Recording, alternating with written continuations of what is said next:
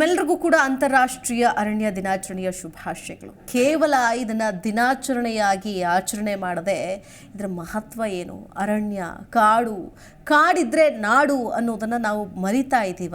ಪ್ರಕೃತಿ ಕೊಟ್ಟಂತಹ ಈ ಒಂದು ಅದ್ಭುತವಾದಂತಹ ನೈಸರ್ಗಿಕ ಕಾಡುಗಳನ್ನು ಕಡಿದು ನಾಡು ಮಾಡ್ತಾ ಮಾಡ್ತಾ ಮಾಡ್ತಾ ವನ್ಯಜೀವಿಗಳು, ಕಾಡಿನ ಪ್ರಾಣಿಗಳಿಗೆ ಉಳಿವೇ ಇಲ್ಲ ಅನ್ನುವಂತಹ ಪರಿಸ್ಥಿತಿ ಎದುರಾಗಿದೆ.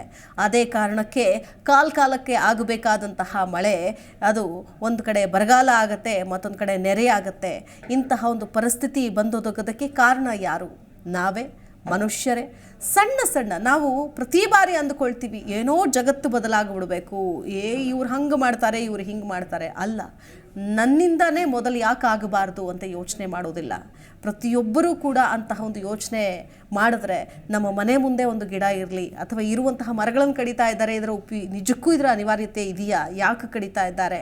ಕಾಡನ್ನು ಇನ್ನಷ್ಟು ವಿಸ್ತರಿಸ್ಕೊಂಡು ಹೋಗ್ತಾ ಇದ್ದೀವಿ, ಇದರ ವಿರುದ್ಧ ಹೋರಾಟಗಳಾಗಬೇಕು, ಪ್ರತಿಭಟನೆಗಳಾಗಬೇಕು. ಇದು ನಮ್ಮ ಸಂಪತ್ತು, ನಮ್ಮ ಮುಂದಿನ ಪೀಳಿಗೆಗೆ ನಾವೇ ಕೊಂಡೊಯ್ಯಬೇಕಾದಂತಹ ಒಂದು ಗುರುತರವಾದ ಜವಾಬ್ದಾರಿಯನ್ನು ನಾವೆಲ್ಲರೂ ಕೂಡ ಹೊತ್ಕೊಂಡಿದ್ದೀವಿ. ಹಾಗಾಗಿ ಒಂದಷ್ಟು ಜವಾಬ್ದಾರಿಯ ವಿಚಾರಗಳನ್ನು ಚಿಂತನ ಮಂಥನ ಅಂತ ಹೇಳ್ಬೋದು. ಯಾಕಂದರೆ ಇದನ್ನ ಇವತ್ತಿನ ದಿನ ಅತಿ ಅವಶ್ಯಕವಾಗಿ ಮಾಡಲೇಬೇಕು. ಪುನೀತ್ ರಾಜ್ಕುಮಾರ್ ಅವರ ಸಿನಿಮಾ ನೋಡಿದಾಗ, ಗಂಧದ ಗುಡಿ ನೋಡಿದಾಗ ಎಲ್ಲರಿಗೂ ಅನಿಸುತ್ತೆ, ಹೌದಲ್ವಾ, ನಾವು ಕಾಡನ್ನು ಪ್ರೀತಿ ಮಾಡಬೇಕು, ನಾವು ಅಲ್ಲಿನ ಒಂದು ಪರಿಸರವನ್ನು ಸವಿಬೇಕು, ಮುಂದಿನ ಪೀಳಿಗೆಗೆ ಕೊಡಬೇಕು ಅಂತ. ಆದರೆ ಪಿಕ್ಚರ್ ನೋಡಿ ಬಂದು ಒಂದು ತಿಂಗಳಾದಮೇಲೆ ಎಲ್ಲವನ್ನೂ ಕೂಡ ಮರ್ತು ಹೋಗ್ಬಿಡ್ತೀವಿ. ಆದರೆ ಅದಾಗಬಾರ್ದು. ಮುಂದಿನ ಪೀಳಿಗೆಯವರು ಅದರ ವಿಶೇಷವಾದ ಪ್ರೀತಿ ಕಾಳಜಿಯನ್ನು ಮುಂದುವರಿಸ್ಕೊಂಡು ಹೋಗಬೇಕು. ಆ ನಿಟ್ಟಿನಲ್ಲಿ ಏನು ಮಾಡಬೇಕು, ಅದೇ ವಿಷಯವನ್ನು ಇವತ್ತಿನ ಚರ್ಚಾ ವಸ್ತುವಾಗಿ ತೆಗೆದುಕೊಂಡಿದ್ದೀವಿ. ಇದೇ ಹೊತ್ತಿನ ವಿಶೇಷ, ಹಸಿರೇ ಉಸಿರು, ಕಾಡಿದ್ದರೆ ನಾಡು.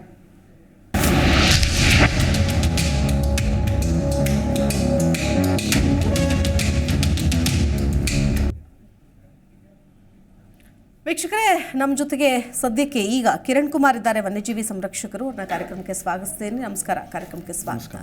ಕಿರಣ್, ನಾವು ಭಾಷಣಗಳನ್ನು ತುಂಬ ಚೆನ್ನಾಗಿ ಮಾಡ್ತಾರೆ ಎಷ್ಟೋ ಜನ ಪರಿಸರವಾದಿಗಳು. ನಿಜಕ್ಕೂ ಅದಕ್ಕೋಸ್ಕರ ಒಂದು ಜೀವನವನ್ನೇ ಅರ್ಪಣೆ ಮಾಡಿರೋರು ಅನೇಕರಿದ್ದಾರೆ. ಆದರೆ ಒಂದಷ್ಟು ಜನ ಇದ್ದಾರೆ, ಕೇವಲ ಅವ್ರ ಭಾಷಣದಲ್ಲಿ ಅಷ್ಟೇ ಇರುತ್ತೆ ಅವರ ಪರಿಸರ ಕಾಳಜಿ, ಪರಿಸರ ಪ್ರೀತಿ. ನೋಡಿದ್ರೆ ಅವ್ರ ಮನೆ ಮುಂದೆ ಒಂದು ಮರ ಗಿಡನೂ ಇರೋದಿಲ್ಲ. ಅಂತಹ ಒಂದು ಸಿಚುವೇಶನ್ಸ್ ಈಗ ಎದುರಾಗಿದೆ. ಆದರೆ ಇದನ್ನು ಬಿಟ್ಟು ನಾವು ಮುಂದಿನ ಪೀಳಿಗೆಗೆ ಏನು ಕೊಡ್ತೀವಿ? ಈಗಲೇ ಕಂಪ್ಲೀಟ್ ಆಗಿ ಕಾಂಕ್ರೀಟ್ ನಾಡಾಗ್ಬಿಟ್ಟಿದೆ. ಇದರಿಂದ ನೆರೆ ಬರ್ತಾ ಇದೆ, ಬರ ಬರ್ತಾ ಇದೆ. ಆದರೆ ನಮ್ಮ ಮುಂದಿನ ಮಕ್ಕಳಿಗೆ, ಮೊಮ್ಮಕ್ಕಳಿಗೆ ಏನು ಕೊಡ್ತೀವಿ? ಇರುವಂಥದ್ದನ್ನು ಉಳಿಸಿ ಕೊಟ್ಟರೆ ಸಾಕು ಅನ್ನುವಂಥ ಪರಿಸ್ಥಿತಿ ಎದುರಾಗಿದೆ. ಏನು ಹೇಳ್ತೀರಿ? ಮುಂದಿನ ಪೀಳಿಗೆ ಮಕ್ಕಳಿಗೆ ಇವತ್ತಿನ ದಿವಸ ನಾವು ಏನು ಕೊಡ್ತೀವಿ ಅನ್ನೋದು ನಮಗೆ ಪ್ರಶ್ನೆ ಆಗಿ ಉಳ್ಕೊಂಡಿದೆ. ಯಾಕಂದರೆ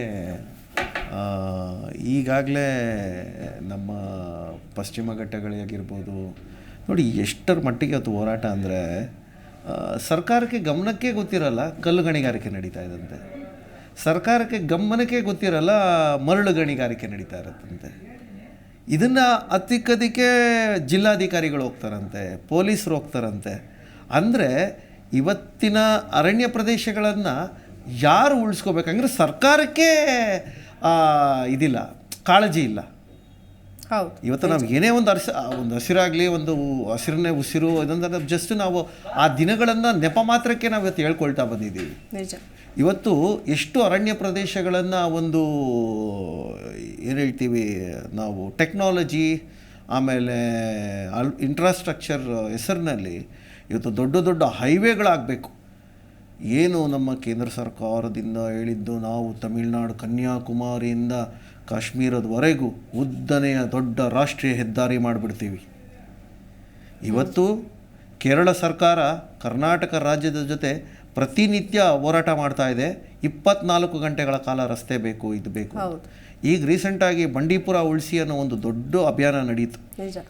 ಅದೊಂದು ಟೈಗರ್ ರಿಸರ್ವ್ ಆಗಿರೋದ್ರಿಂದ ಆ ಜಾಗದಲ್ಲಿ ನಮಗೆ ಇದಾಗ್ತಾ ಇಲ್ಲ, ಕರ್ನಾಟಕ ಅರಣ್ಯ ಪ್ರದೇಶಗಳು ನಮಗೆ ಅಡ್ಡ ಕೊಡ್ತಾ ಇದೆ.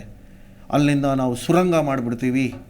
ಅದೇನೋ ನಮ್ಮ ಕೇಂದ್ರ ಸಚಿವರಾದ ನಿತಿನ್ ಗಡ್ಕರಿ ಅವರು ಯಾವುದೋ ಒಂದು 4 ಕಿಲೋಮೀಟ್ರ್ ಆದ ರಸ್ತೆಯನ್ನು ದೊಡ್ಡದಾಗಿ ಇದು ಮಾಡೋಕ್ಕೆ ಹೋಗ್ತೀನಿ ಅಂತ. ಬಟ್ ಈಗಲೂ ನಮ್ಮ ರಾಜ್ಯ ಸರ್ಕಾರ ಅದರ ಬಗ್ಗೆ ವಿರೋಧ ವ್ಯಕ್ತಪಡಿಸಿ ಬರ್ತಾ ಇದೆ. ಎಷ್ಟು ಹೋರಾಟಗಳಿಗೆ ಇವತ್ತಿನ ದಿವಸ ಜನ ಸ್ಪಂದಿಸ್ತಾ ಇದ್ದಾರೆ ಮೇಡಮ್. ಇವತ್ತು ನಾನು ಹೇಳ್ತಾ ಇದ್ದೀನಿ ತಿಳ್ಕೊಳ್ಳಿ, ಬೇರೆ ವಿಷಯಗಳಿಗೆ ಜನ ತಲೆ ಕೆಡಿಸ್ಕೊಳ್ಳೋ ಅಂಥವ್ರು ನಮ್ಮ ಅರಣ್ಯ ಪ್ರದೇಶಗಳು, ನಮ್ಮ ಪರಿಸರ ಅಂತ ಬಂದಾಗ ಯಾವತ್ತೂ ಅದ್ರ ಬಗ್ಗೆ ಧ್ವನಿ ಎತ್ತೋದಿಲ್ಲ, ಅದ್ರ ಬಗ್ಗೆ ತಲೆ ಕೆಡಿಸ್ಕೊಳ್ಳೋದಿಲ್ಲ. ಇಲ್ಲಿ ನಾವು ಹೋಗಿ ನಿಂತು ರೋಡಲ್ಲಿ ಅರ್ಚಾಡಿ ಕಿರ್ಚಾಡಿ ಅದು ಬೇಕಿತ್ತು ಸಂದರ್ಭಕ್ಕೆ ಎಲ್ಲ ಆಲ್ಟರ್ನೇಟಿವ್ ಮಾಡ್ಕೊಂಡು ಬಿಟ್ಟಿದ್ದಾರೆ. ಇನ್ನೇನು ನಾಳೆ ಬೆಳಗ್ಗೆ ಯುದ್ಧ ಆಗುತ್ತೆ ಅಂದರೆ ಈಗ ಶಸ್ತ್ರಾಭ್ಯಾಸ ಮಾಡೋಕ್ಕೆ ಸ್ಟಾರ್ಟ್ ಮಾಡ್ತಾರೆ. ಮಾತಾಡ್ತೀವಿ. ನಮ್ಮ ಜೊತೆಗೆ ಪರಿಸರ ಹೋರಾಟಗಾರರು, ಪರಿಸರ ಪ್ರೇಮಿಗಳು ಆದಂತಹ ಅಖಿಲೇಶ್ ಚಿಪ್ಲಿ ಅವರು ಜಾಯ್ನ್ ಆಗ್ತಾ ಇದ್ದಾರೆ. ಸರ್ ನಮಸ್ಕಾರ ಸರ್, ಕಾರ್ಯಕ್ರಮಕ್ಕೆ ಸ್ವಾಗತ. ನಮಸ್ಕಾರ ಮೇಡಮ್. ನಮಸ್ಕಾರ ಸರ್. ಅನೇಕ ಹೋರಾಟಗಳನ್ನು ಮಾಡಿದ್ದೀರಿ, ಪರಿಸರನ ಉಳಿಸೋದಕ್ಕೆ ನಿಮ್ಮದೇ ಆದಂತಹ ಕೊಡುಗೆಯನ್ನು ಕೊಟ್ಟಿದ್ದೀರಿ, ಬರವಣಿಗೆಯ ಮೂಲಕ ಅರಿವು ಮೂಡಿಸುವಂತಹ ಕೆಲಸ ಮಾಡ್ತಾ ಇದ್ದೀರಿ. ಆದರೆ ಇವತ್ತು ಒಂದು ಕಡೆ ನಿಮ್ಮನ್ನು ಈ ಒಂದು ಕಾರ್ಯಕ್ರಮಕ್ಕೆ ಕರೆದಿರೋದು ಖುಷಿ ಇದೆ, ಹೆಮ್ಮೆ ಇದೆ. ಆದರೆ ಮತ್ತೊಂದು ವಿಪರ್ಯಾಸ ಅಂತಂದರೆ ಇವತ್ತಿನ ಜನ್ರೇಷನ್ಗೆ ಈ ಪರಿಸರದ ಬಗ್ಗೆ ಅಥವಾ ಕಾಡನ್ನು ಉಳಿಸಬೇಕು, ಕಾಡಿನ ಮಹತ್ವ ಏನು, ಯಾಕೆ ನಮ್ಮ ಕಾಡುಗಳು ಬೇಕು ಅನ್ನೋದೇ ಮರೆತು ಹೋಗ್ತಾ ಇದೆಯಾ ಅನಿಸ್ತಾ ಇದೆ ಸರ್. ಏನು ಹೇಳ್ತೀರಿ? ನೋಡಿ, ಇದು ಮೊಟ್ಟ ಮೊದಲನೇದಾಗಿ ಯಂಗರ್ ಜನರೇಷನ್ಗೆ ಅದನ್ನ ಅವೇರ್ನೆಸ್ ಮಾಡ್ತಕ್ಕಂಥ ಕೆಲಸವನ್ನ LKG UKG 1ನೇ ಕ್ಲಾಸಿಂದನೇ ಶುರು ಮಾಡಬೇಕು. ಹೌದು. ಆ ತರಹದ ಪಠ್ಯಗಳನ್ನ ಮಕ್ಕಳಲ್ಲಿ ಶಾಲೆಗಳಲ್ಲಿ ತುಂಬಿದ್ರೆ ಅವರಿಗೆ ಅದರಲ್ಲಿ ಆಸಕ್ತಿ ಬರ್ತದೆ. ನಿಜ. ಆದ್ರೆ ಏನಾಗ್ತಾ ಇದೆ ಅಂದ್ರೆ ಪ್ರಸ್ತುತ ಶಿಕ್ಷಣ ಕ್ಷೇತ್ರದಲ್ಲೂ ಕೂಡ ಇದ್ರ ಬಗ್ಗೆ ಗಂಭೀರವಾಗಿ ಚಿಂತನೆ ಮಾಡ್ತಕ್ಕಂಥ ಶಿಕ್ಷಣ ಸಚಿವರಾಗ್ಲಿ, ಶಿಕ್ಷಣ ವ್ಯವಸ್ಥೆಗಳಾಗ್ಲಿ, ಅಥವಾ ಅಲ್ಲಿರ್ತಕ್ಕಂಥ ಶಿಕ್ಷಣ ಇಲಾಖೆಯ ಉನ್ನತಾಧಿಕಾರಿಗಳಿಗಾಗ್ಲಿ ಇದ್ರ ಬಗ್ಗೆ ಹೆಚ್ಚಿಗೆ ಮಾಹಿತಿ ಇಲ್ಲ. ಅಲ್ಲೊಂದು ಇಲ್ಲೊಂದು ಪಠ್ಯ ಇದಾವೆ ಬಿಟ್ರೆ ಈ ಹುಟ್ಟಿದಾರನಿಂದ ಅದೊಂದು ಕಲಿಕೆಯನ್ನ ಅವರಿಗೆ ಕಳಿಸ್ಬೇಕು, ಕುತೂಹಲವನ್ನು ಹುಟ್ಟಿಸ್ಬೇಕು ಅಂತಕ್ಕಂಥ ಒಂದು ಜವಾಬ್ದಾರಿಯನ್ನ ಇಲಾಖೆಗಳು ಹೊರಲೇ ಇಲ್ಲ. ಹೌದು. ನೋಡಿ, ಇಂಜಿನಿಯರಿಂಗ್ ಅಥವಾ ನೀವು ಪೋಸ್ಟ್ ಗ್ರಾಜುಯೇಷನ್ ಯಾವುದೇ ನೀವು ಕೋರ್ಸ್ ಮಾಡೋದಾದ್ರೂ ಕೂಡ ಅಲ್ಲಿ ಒಂದು ಎನ್ವಿರಾನ್ಮೆಂಟ್ ಅಂತ ಒಂದು ಸಬ್ಜೆಕ್ಟ್ ಇರುತ್ತೆ. ನಿಜ. ಬಟ್ ಆ ಸಬ್ಜೆಕ್ಟ್ ಅಲ್ಲಿ ಯಾರು ಅದನ್ನ ಓದೋದಿಲ್ಲ, ಯಾರು ಅದನ್ನ ಪಾಠ ಮಾಡೋದಿಲ್ಲ, ಯಾರು ಅದ್ರಾಗ ಫೇಲ್ ಆಗೋದು ಇಲ್ಲ. ಅಂದ್ರೆ ಅಷ್ಟು ನಿಕೃಷ್ಟಕ್ಕೆ ಒಳಗಾಗಿದೆ ಆ ಸಬ್ಜೆಕ್ಟ್. ಎನ್ವಿರಾನ್ಮೆಂಟ್ ಅನ್ನೋದು, ಪರಿಸರ ಅನ್ನೋದು ಎಷ್ಟು ಮುಖ್ಯವಾಗಿರ್ಬೇಕಿತ್ತು ಅದ್ರ 10 ಪಟ್ಟು ಅದು ನಿಕೃಷ್ಟವಾಗಿ ಕಡೆಗಣಿಸಿ ಎಲ್ಲಾ ಸ್ತರಗಳಲ್ಲೂ ಅದು ಕಡೆಗಣಿಸಲ್ಪಟ್ಟಿದೆ. ಹಾಗಾಗಿ ಇದಕ್ಕೆ ಏನು ಅಂತ ಅಮೂಲಾಗ್ರವಾಗಿ ಅದನ್ನ ಬದಲಾವಣೆ ಮಾಡ್ಬೇಕು. LKG ಇಂದಾನೆ ಅವರಿಗೆ ಆಯಾ ವಯಸ್ಸಿಗೆ ತಕ್ಕಂತೆ ಏನು ನಾವು ಹೇಳ್ಬೇಕಾಗತ್ತೆ ಅದನ್ನ ನಾವು ಅವರಿಗೆ ಕುತೂಹಲ ಮೂಡಿಸ್ತಕ್ಕಂಥದ್ದು. ಒಂದು ಇರುವೆ ಬಗ್ಗೆ ಆಗ್ಲಿ, ಒಂದು ಆನೆ ಬಗ್ಗೆ ಆಗ್ಲಿ, ಒಂದು ಮನೆಯಲ್ಲಿ ಇರ್ತಕ್ಕಂಥ ಒಂದು ಲಿಜರ್ಡ್, ಒಂದು ನೊಣ, ಒಂದು ಜೇನಿನ ಬಗ್ಗೆ ಕುತೂಹಲ ಹುಟ್ಟಿಸೋದೇನು ಬಾರಿ ದೊಡ್ಡ ಕಷ್ಟ ಅಲ್ಲ. ಕುತೂಹಲ ಹುಟ್ಟಿಸ್ತಕ್ಕಂಥ ಕೆಲಸ ಪಠ್ಯಗಳು ಮಾಡ್ತಾ ಇಲ್ಲ. ಹೌದು ಹೌದು, ನಿಜ ನಿಜ ನಿಜ ಸರ್. ಖಂಡಿತವಾಗ್ಲೂ ನೀವು ಹೇಳಿದ್ದು 100% ಪಟ್ಟು ಸತ್ಯ. ಇದನ್ನು ನಾವುಗಳು ಕೂಡ ಮರೆಯಾಗ್ತಾ ಇದ್ದೀವಿ. ಅದೇ ಕಾರಣಕ್ಕೋಸ್ಕರ ಮಕ್ಕಳು ಕೂಡ ಆಸಕ್ತಿಯನ್ನು ಕಳೆದುಕೊಳ್ತಾ ಇದ್ದಾರೆ ಅಂತ. ಸೊ ಈ ಹಿಂದೆ ಓದುವಾಗ ಅಂದರೆ ಸ್ವಲ್ಪ ಅಟ್ಲೀಸ್ಟ್ ಒಂದು 20-30 ವರ್ಷದ ಹಿಂದೆ ಶಿಕ್ಷಣ ಪದ್ಧತಿ ಈ ರೀತಿಯಾಗಿರಲಿಲ್ಲ. ಪ್ರಾಕ್ಟಿಕಲ್ ಆಗಿ ಮಕ್ಕಳ ಕೈಯಲ್ಲೇ ಗಿಡ ನೆಡೆಸ್ತಾ ಇದ್ರು, ಅದರ ಪಾಲನೆ ಪೋಷಣೆ ಮಾಡಿಸ್ತಾ ಇದ್ರು, ನೀರು ಹಾಕಿಸ್ತಾ ಇದ್ರು, ಏನು ಮಹತ್ವ ಅನ್ನೋದನ್ನು ತಿಳಿಪಡಿಸ್ತಾ ಇದ್ರು. ಹೀಗೆ ಅದ್ರ ಪರಿಸರದ ಜೊತೆಗೇನೆ ಬೆಳ್ಕೊಂಡು ಬಂದಂತಹ ಒಂದು ಎರ ಇದೆ. ಬಟ್ ಈಗ ಪರಿಸರವನ್ನ ಚಿತ್ರಗಳಲ್ಲಿ ನೋಡಬೇಕು ಅಥವಾ ಟ್ರಿಪ್ಪು ವೆಕೇಶನ್ ಅಂತ ಹೋದಾಗ ಮಾತ್ರ ನೋಡಬೇಕು ಅನ್ನುವಂಥ ಒಂದು ಪರಿಸ್ಥಿತಿ ಇದೆ ಅಲ್ಲ ಸರ್? ಇಲ್ಲ, ವೆಕೇಶನ್ ಅಲ್ಲಿ ಕೂಡ ಏನು ಕಾಂಪಿಟೇಟಿವ್ ಆಗಿ ಚಿನ್ನರ ಮೇಳ, ಚಿನ್ನರ ಅಂಗಳ ಅಂತ ಏನೇನೋ ಮಾಡ್ತಾರೆ ಬಿಟ್ರೆ ಈ ಟೆಕ್ನಾಲಜಿ ಮತ್ತೆ ಈ ಆಪ್ಗಳು ಮತ್ತೆ ಏನಿದೆಯಲ್ಲ ಇವತ್ತು ನಮ್ಮಲ್ಲಿ ಮೊಬೈಲು, ಅದಕ್ಕೆ ಸಾವಿರಾರು ಗಟ್ಟಲೆ ಆಪ್ಗಳಿದಾವೆ, ಟ್ಯಾಬ್ಗಳಿದಾವೆ, ಅದ್ರ ಮೂಲಕನೇ ಜಾಸ್ತಿ ಕಲ್ಸಕ್ಕೆ ಇಷ್ಟಪಡ್ತಾರೆ ಬಿಟ್ರೆ ಪ್ರಾಕ್ಟಿಕಲಿ ಫೀಲ್ಡಿಗೆ ಹೋಗಿ ಈಗ ಮಣ್ಣನ್ನ ತುಳಿಲಿಕ್ಕೆ ಈ ಮನೆಯಲ್ಲಿ ಮಕ್ಕಳು ಈಗ ಹಿಂದೆಲ್ಲ ಏನು ಅಂತಂದ್ರೆ ಬರಿಗಾಲ ಓಡಾಡ್ತಿದ್ರು, ಮಳೆಗಾಲದಲ್ಲಿ ಕೊಚ್ಚೆಯಲ್ಲಿ ಕೆಸರಲ್ಲಿ ಆಡ್ತಾ ಇದ್ರು ಮಕ್ಕಳು, ಮಣ್ಣಾಟ ಆಡ್ತಾ ಇದ್ರು. ಈಗ ಯಾವ್ದು ಇಲ್ಲ, ಮಣ್ಣು ಮುಟ್ಟಿದ್ರೆ ಅದೇನೋ ದೊಡ್ಡ ರೋಗ ಬಂದ್ಬಿಡುತ್ತೆ ಅವ್ರಿಗೆ ಅಂತ ಹೆದರ್ಸ್ತಾರೆ. ಈಗ ನಮ್ಮ ಮೆಡಿಕಲ್ ವ್ಯವಸ್ಥೆನೂ ಕೂಡ ಹಾಗೆ ಇದೆ, ಮಣ್ಣಿಗೆ ಬಿಡಬೇಡಿ ಮಕ್ಕಳನ್ನ ಅಂತ. ಡಸ್ಟ್ ಅಲರ್ಜಿ ಈಗಿನ ಜನರೇಷನ್ ಯಾರಿಗೆ ನೋಡಿ ಡಸ್ಟ್ ಅಲರ್ಜಿ. ಡಸ್ಟ್ ಅಲರ್ಜಿ ಯಾಕೆ ಅಂತಂದ್ರೆ ಅದು ಇಮ್ಯುನಿಟಿ ಬರೋದೇ ಇಲ್ಲ ಅವ್ರಿಗೆ, ರಸ್ತೆಗೆ ಬಿಡೋದೇ ಇಲ್ಲ, ಅವ್ರು ಮಣ್ಣಿಗೆ ಬಿಡೋದೇ ಇಲ್ಲ, ಹೂವಿನ ಗಿಡದ ಹತ್ರ ಹೋಗಕ್ ಬಿಡಲ್ಲ, ಕಚ್ಚುತ್ತೆ, ಅದು ಕಚ್ಚುತ್ತೆ, ಇದು ಕಚ್ಚುತ್ತೆ ಅಂತ ಹೆದರ್ಸ್ತಾರೆ. ನಿಜ ನಿಜ. ಎಸ್ ಸರ್, ಮಾತಾಡ್ತೀನಿ ಸರ್. ನಮ್ಮ ಜೊತೆಗೆ ಮತ್ತೊಬ್ರು ಅತಿಥಿಗಳು ಜಾಯ್ನ್ ಆಗ್ತಾ ಇದ್ದಾರೆ. ವನ್ಯಜೀವಿ ಸಂರಕ್ಷಕರಾದಂತಹ ನೀರಾವರಿ ತಜ್ಞರಾದಂತಹ KN ಜಯಸಿಂಹ ಅವರಿದ್ದಾರೆ. ನಮಸ್ಕಾರ ಸರ್, ಕಾರ್ಯಕ್ರಮಕ್ಕೆ ಸ್ವಾಗತ. ಸರ್, ನಾವು ನಿತ್ಯ ಹರಿದ್ವರ್ಣದ ಕಾಡುಗಳನ್ನು ನೋಡಿದ್ವಿ. ಪಶ್ಚಿಮ ಘಟ್ಟ ಆಗಿರ್ಬೋದು, ನಮ್ಮದೇ ಕರ್ನಾಟಕದಲ್ಲಿ ವೈವಿಧ್ಯಮಯವಾದಂತಹ ಕಾಡುಗಳನ್ನು ನೋಡ್ಬೋದು. ಎಲ್ಲ ಥರನಾದ ಎಲ್ಲ ಸ್ತರವಾದಂತಹ ವಿವಿಧತೆಯಲ್ಲಿ ನಾವು ನೋಡ್ತಾ ಬರ್ತಾ ಇದ್ದೀವಿ. ಆದರೆ ಇಲ್ಲ ಒಂದು ಕಡೆ ಮಳೆ ಪ್ರಮಾಣ ಕೂಡ ಕಡಿಮೆ ಆಗುತ್ತೆ. ಕಾಡು ಅನ್ನೋದೇನು, ಅದು ನೈಸರ್ಗಿಕವಾಗಿ ಬೆಳ್ಕೊಂಡು ಹೋಗಬೇಕು. ಬೀಜ ಗಾಳಿಯಿಂದ ಮೂಲಕ ಹೋಗಿ ಎಲ್ಲೋ ಬೀಳುತ್ತೆ. ಅಲ್ಲಿ ಮಳೆ ಬಿದ್ದಾಗ ಅದು ಮೊಳಕೆ ಹೊಡೆದು ಭೂಮಿ ಅಂದರೆ ಅದೇ ಮರ ಆಗಿ ದೊಡ್ಡದಾಗತ್ತೆ. ಅಂದರೆ ಎಲ್ಲೂ ಅಲ್ಲಿ ನಾವೇನು ಕಾಡು ನೆಡಬೇಕಾಗಿಲ್ಲ, ಏನು ಮಾಡಬೇಕಾಗಿಲ್ಲ. ಆದರೆ ಇರೋದನ್ನ ಹಾಗೆ ಅದ್ರ ಪಾಡಿಗೆ ಬಿಟ್ಟರೆ ಸಾಕು. ಬಟ್ ಎಲ್ಲ ಕಡೆಯಿಂದಲೂ ಕೂಡ ನಾವು ಕಾಂಕ್ರೀಟ್ ಹಾಕ್ತಾ ಬರ್ತಾ ಇದ್ದೀವಿ. ಇದರಿಂದ ಕಾಡು ಕ್ಷೀಣ ಆಗ್ತಾ ಇದೆ ಅಂತ ನೀರಾವರಿ ತಜ್ಞರಾಗಿ ಏನು ಹೇಳ್ತೀರಿ ಸರ್? ಮೊದಲನೇದಾಗಿ ಮಳೆ ಪ್ರಮಾಣ ಭಾಳ ಕಡಿಮೆ ಆಗ್ತಾ ಬಂದಿದೆ. ಈ ಕರ್ನಾಟಕದ ಒಟ್ಟು ವಿಸ್ತೀರ್ಣ 1,91,000 ಕಿಲೋಮೀಟರ್ ವಿಸ್ತೀರ್ಣ ಇರುವಂಥ ಪ್ರದೇಶ ಇದು ಅರಣ್ಯ ವಿಸ್ತೀರ್ಣ ನಮ್ಮ 7ನೇ ದೊಡ್ಡ ರಾಜ್ಯ ನಮ್ಮ ದೇಶದಲ್ಲಿ, ಕರ್ನಾಟಕ ರಾಜ್ಯ. ಅದು ಪಶ್ಚಿಮ ಘಟ್ಟಗಳು ಸುಮಾರು 1,600 ಕಿಲೋಮೀಟ್ರಿಂದ 7,000 ಕಿಲೋಮೀಟರ್ ತನಕ ಪರಿಸರ ಇದೆ. ಅಲ್ಲಿ ಮಳೆ ಬಿದ್ದರೆ ಮಾತ್ರ ಕರ್ನಾಟಕಕ್ಕೆ ಮಳೆ ಬರುವಂಥ ಸಾಧ್ಯತೆಗಳಿದೆ. ಈ ಮರಗಳು ಪ್ರಮಾಣ ಭಾಳ ಕಡಿಮೆ ಆಗಿದ್ದರಿಂದ ನೀರು ಭಾಳ ಕಡಿಮೆಯಾಗಿ ಕಾಡು ನಶಿಸಿ ಹೋಗುವಂಥ ಸಂಭವಗಳು ಭಾಳ ಇದೆ. ನಿಜ. ನೀರಿನ ಅವಶ್ಯಕತೆ ಭಾಳ ಇರೋದ್ರಿಂದ ಮರಗಳ ಸಂರಕ್ಷಣೆಯಿಂದಲೇ ನೀರಾವರಿ ಮತ್ತು ಎಲ್ಲ ಕೆರೆ ಕುಂಟೆಗಳು ಮತ್ತು ಡ್ಯಾಮ್ಗಳಿಗೆಲ್ಲ ನೀರು ಬರೋದ್ರಿಂದಲೇ ಕುಡಿಯೋದಕ್ಕಾಗಲಿ ಮತ್ತು ಪ್ರಾಣಿ ಸಂಕುಲಕ್ಕಾಗಲಿ ನೀರು ಭಾಳ ಅವಶ್ಯಕವಾಗಿಂದ ಪರಿಸರ ಉಳಿಯುವುದೇ ಭಾಳ ಮುಖ್ಯವಾಗಿದೆ. ನಿಜ. ನನ್ನ ಜೊತೆಗೆ ಮತ್ತೊಬ್ಬರು ಅತಿಥಿಗಳು ಜಾಯ್ನ್ ಆಗ್ತಾ ಇದ್ದಾರೆ. ಜೋಸೆಫ್ ಹೂವರ್, ವನ್ಯಜೀವಿ ಪ್ರೇಮಿಗಳು. ಸರ್ ನಮಸ್ಕಾರ ಸರ್, ಕಾರ್ಯಕ್ರಮಕ್ಕೆ ಸ್ವಾಗತ. ನಮಸ್ಕಾರ ಮೇಡಮ್. ಇರ್ಲಿ ಸರ್, ಪರವಾಗಿಲ್ಲ. ಸರ್, ಈಗ ಪರಿಸರಕ್ಕೆ ಅಂತ ನೀವು ಹಲವಾರು ಹೋರಾಟಗಳನ್ನು ಮಾಡಿದ್ದೀರಿ, ಆಯ್ತಾ? ಯಾವುದೇ ಒಂದು ಕಾಮಗಾರಿ ಬರಲಿ, ಅಲ್ಲಿ ಫಸ್ಟ್ ಟಾರ್ಗೆಟ್ ಆಗದೆ ಮರಗಳು. ಅಲ್ಲಿ ಇದ್ದಂತಹ ಮರಗಳನ್ನು ಕಡಿದುಬಿಟ್ರೆ ಆಯಿತು. ಒಂದಷ್ಟು ಯೋಜನೆಗಳಿದೆ ಸರ್ಕಾರದ ಕಡೆಯಿಂದ, ಇಷ್ಟ ಮರಗಳನ್ನು ಸಾಕಬೇಕು, ಬೆಳಿಬೇಕು, ಅದಾದಮೇಲೆ ನೀವು ಬೇರೆ ಮರವನ್ನು ಕಟ್ ಮಾಡಬೇಕು ಅಂತ. ಬಟ್ ಅದನ್ನ ಎಷ್ಟರ ಮಟ್ಟಿಗೆ ಯಾರು ಪಾಲಿಸ್ತಾ ಇದ್ದಾರೆ, ಅದನ್ನು ಯಾರು ಕೇಳ್ತಾ ಇದ್ದಾರೆ? ಒಂದು ಇಲಾಖೆನೇ ಇದೆ, ಅರಣ್ಯ ಇಲಾಖೆ ಅಂತ. ಈ ಫಾರೆಸ್ಟ್ ಡಿಪಾರ್ಟ್ಮೆಂಟ್ ಅವರು ಯಾವ ರೀತಿಯಾಗಿ ಹಾಗಾದರೆ ಫಾರೆಸ್ಟನ್ನು ಉಳಿಸುವಂತಹ ಕೆಲಸ ಮಾಡ್ತಾ ಇದ್ದಾರೆ? ಹೀಗೆ ಅನೇಕ ವಿಷಯಗಳು ಬರುತ್ತೆ. ಮೊದಲನೇದಾಗಿ ಏನು ಹೇಳ್ತೀರಿ ಸರ್? ಅಲ್ಲ, ಈಗ ಏನಾಗ್ತಿದೆ ಅಂದ್ರೆ ಫಾರೆಸ್ಟ್ ಡಿಪಾರ್ಟ್ಮೆಂಟ್ ಇರೋದೇ ಯಾರಿಗೂ ಗೊತ್ತಿಲ್ಲ. ಯಾಕಂದ್ರೆ ಅವ್ರು ಕೈ ಕಟ್ಕೊಂಡು ಕೂತಿದ್ದಾರೆ, ಬಾಯಿ ಮುಚ್ಕೊಂಡು ಕೂತಿದ್ದಾರೆ. ಬೇರೆಯವರೆಲ್ಲ ಬಂದ್ಬಿಟ್ಟು ಅದನ್ನ ಏನ್ ಬೇಕಾದ್ರೂ ಮಾಡ್ಕೊಂಡು ಹೋಗ್ತಿದ್ರು. ಹಂಗಾಗ್ಬಿಟ್ಟಿದೆ. ಮುಂಚೆ ತರ ಫಾರೆಸ್ಟ್ ಡಿಪಾರ್ಟ್ಮೆಂಟ್ ಅಲ್ಲ ಇದು. ಈಗ ಕರ್ನಾಟಕ ಫಾರೆಸ್ಟ್ ಡಿಪಾರ್ಟ್ಮೆಂಟ್ ಮುಂಚೆ ತರದಲ್ಲ. ಈಗ ಯಾರೇ ದಬಾಯಿಸಿದ್ರು ಇವರು ಬಾಯಿ ಮುಚ್ಕೊಂಡು ಕೂತಿರ್ತಾರೆ, ಏನ್ ಬೇಕಾದ್ರೂ ಮಾಡ್ಕೊಂಡು ಹೋಗ್ಬೋದು. ನಿಮ್ಮ ನ್ಯಾಷನಲ್ ಹೈವೇಸ್ ಅಥಾರಿಟಿ ಇದ್ದಿದ್ದೆ, ಅವರು ಬೇರೆ ಇನ್ ಪ್ರಿನ್ಸಿಪಲ್ ಕ್ಲಿಯರೆನ್ಸ್ ತಗೊಂಡ್ಬಿಟ್ಟು ಮರನ ಕಡಿತಾರೆ. ಫಾರೆಸ್ಟ್ ಕ್ಲಿಯರೆನ್ಸ್ ಇಲ್ಲ, ಎನ್ವೈರನ್ಮೆಂಟ್ ಇಂಪ್ಯಾಕ್ಟ್ ಅಸೆಸ್ಮೆಂಟ್ ಆಗಿಲ್ಲ, ಏನು ಆಗಿಲ್ಲ, ಇವ್ರುಗಳು ಮರ ಕಡಿತಾರೆ. ಅದು ಏನು 1, 2, 10 ಮರ ಇಲ್ಲ, 1,00,000 ಮರ ಕಡಿತಾರೆ. ನಾನ್ ಹೇಳ್ತಾ ಇರೋದು ಒಂದು ಘಟನೆ ಅಂದ್ರೆ national highway 4 Belgaum to Goa ಒಂದು ಎಕ್ಸ್ಪಾನ್ಷನ್ ಆಫ್ ರೋಡ್ ಮಾಡಕ್ ಹೋದ್ರು. ಇವರು ಯಾವ ಕ್ಲಿಯರೆನ್ಸ್ ಇಲ್ಲ, ಆದ್ರೂ NHAI ಅವರು, ನ್ಯಾಷನಲ್ ಹೈವೇ ಅಥಾರಿಟಿ ಅವರು ಬಂದು ಕಡ್ದಾಕ್ಬಿಟ್ರು ಮರನ. ಸೊ ನಾವೆಲ್ಲ ಅಲ್ಲಿ ಹೋದಾಗ ಹೋಗಿ GPS ರೀಡಿಂಗ್ ಮಾಡಿ ಎಲ್ಲ ರೆಕಾರ್ಡಿಂಗ್ ಮಾಡ್ಕೊಂಡು ಹೋಗ್ಬೇಕಾರೆ ನಮಗೆ ಆಶ್ಚರ್ಯ ಆಗಿರೋದು, ಇವ್ರು 1,00,000 ಮರ ಕಡ್ದಿರೋದಲ್ಲ, ಕಾಡು ಒಳಗೆ ನುಗ್ಗಿ ಮರಗಳು ಕಡ್ದಿದ್ದಾರೆ. ಕಾಡು ಈಗ ರೋಡ್ಗೆ ಒಂದಿಷ್ಟು ಅಗಲ ಅಂತ ಕೊಟ್ಟಿರ್ತಾರೆ ದಾರಿ, ಅದ್ ಬಿಟ್ಬಿಟ್ಟು ಕಾಡು 100 ಮೀಟರ್ 150 ಮೀಟರ್ ಓಡೋಗಿ ಮರಗಳು ಕಡ್ತಿದ್ದಾರೆ. ಅದ್ರೆಲ್ಲ ನಂತರ ವಿಜುವಲ್ಸ್ ಇದೆ, GPS ರೀಡಿಂಗ್ಸ್ ಇದೆ. ಇದ್ ಯಾರ್ ಕಡಿಯೋದು? ಹೆಂಗಾಗತ್ತೆ ಇದು? ಹೇಗಾಗತ್ತಂದ್ರೆ ಈ ತರ ಹೇಗೆ ಫಾರೆಸ್ಟ್ ಡಿಪಾರ್ಟ್ಮೆಂಟ್ ಒಳಗಂದ್ರೆ 1 ಎಕ್ರೆ ಕಡಿತೀವಂದ್ರೆ 100 ಎಕ್ರೆ ಕಡ್ದ್ಬಿಡ್ತಾರೆ.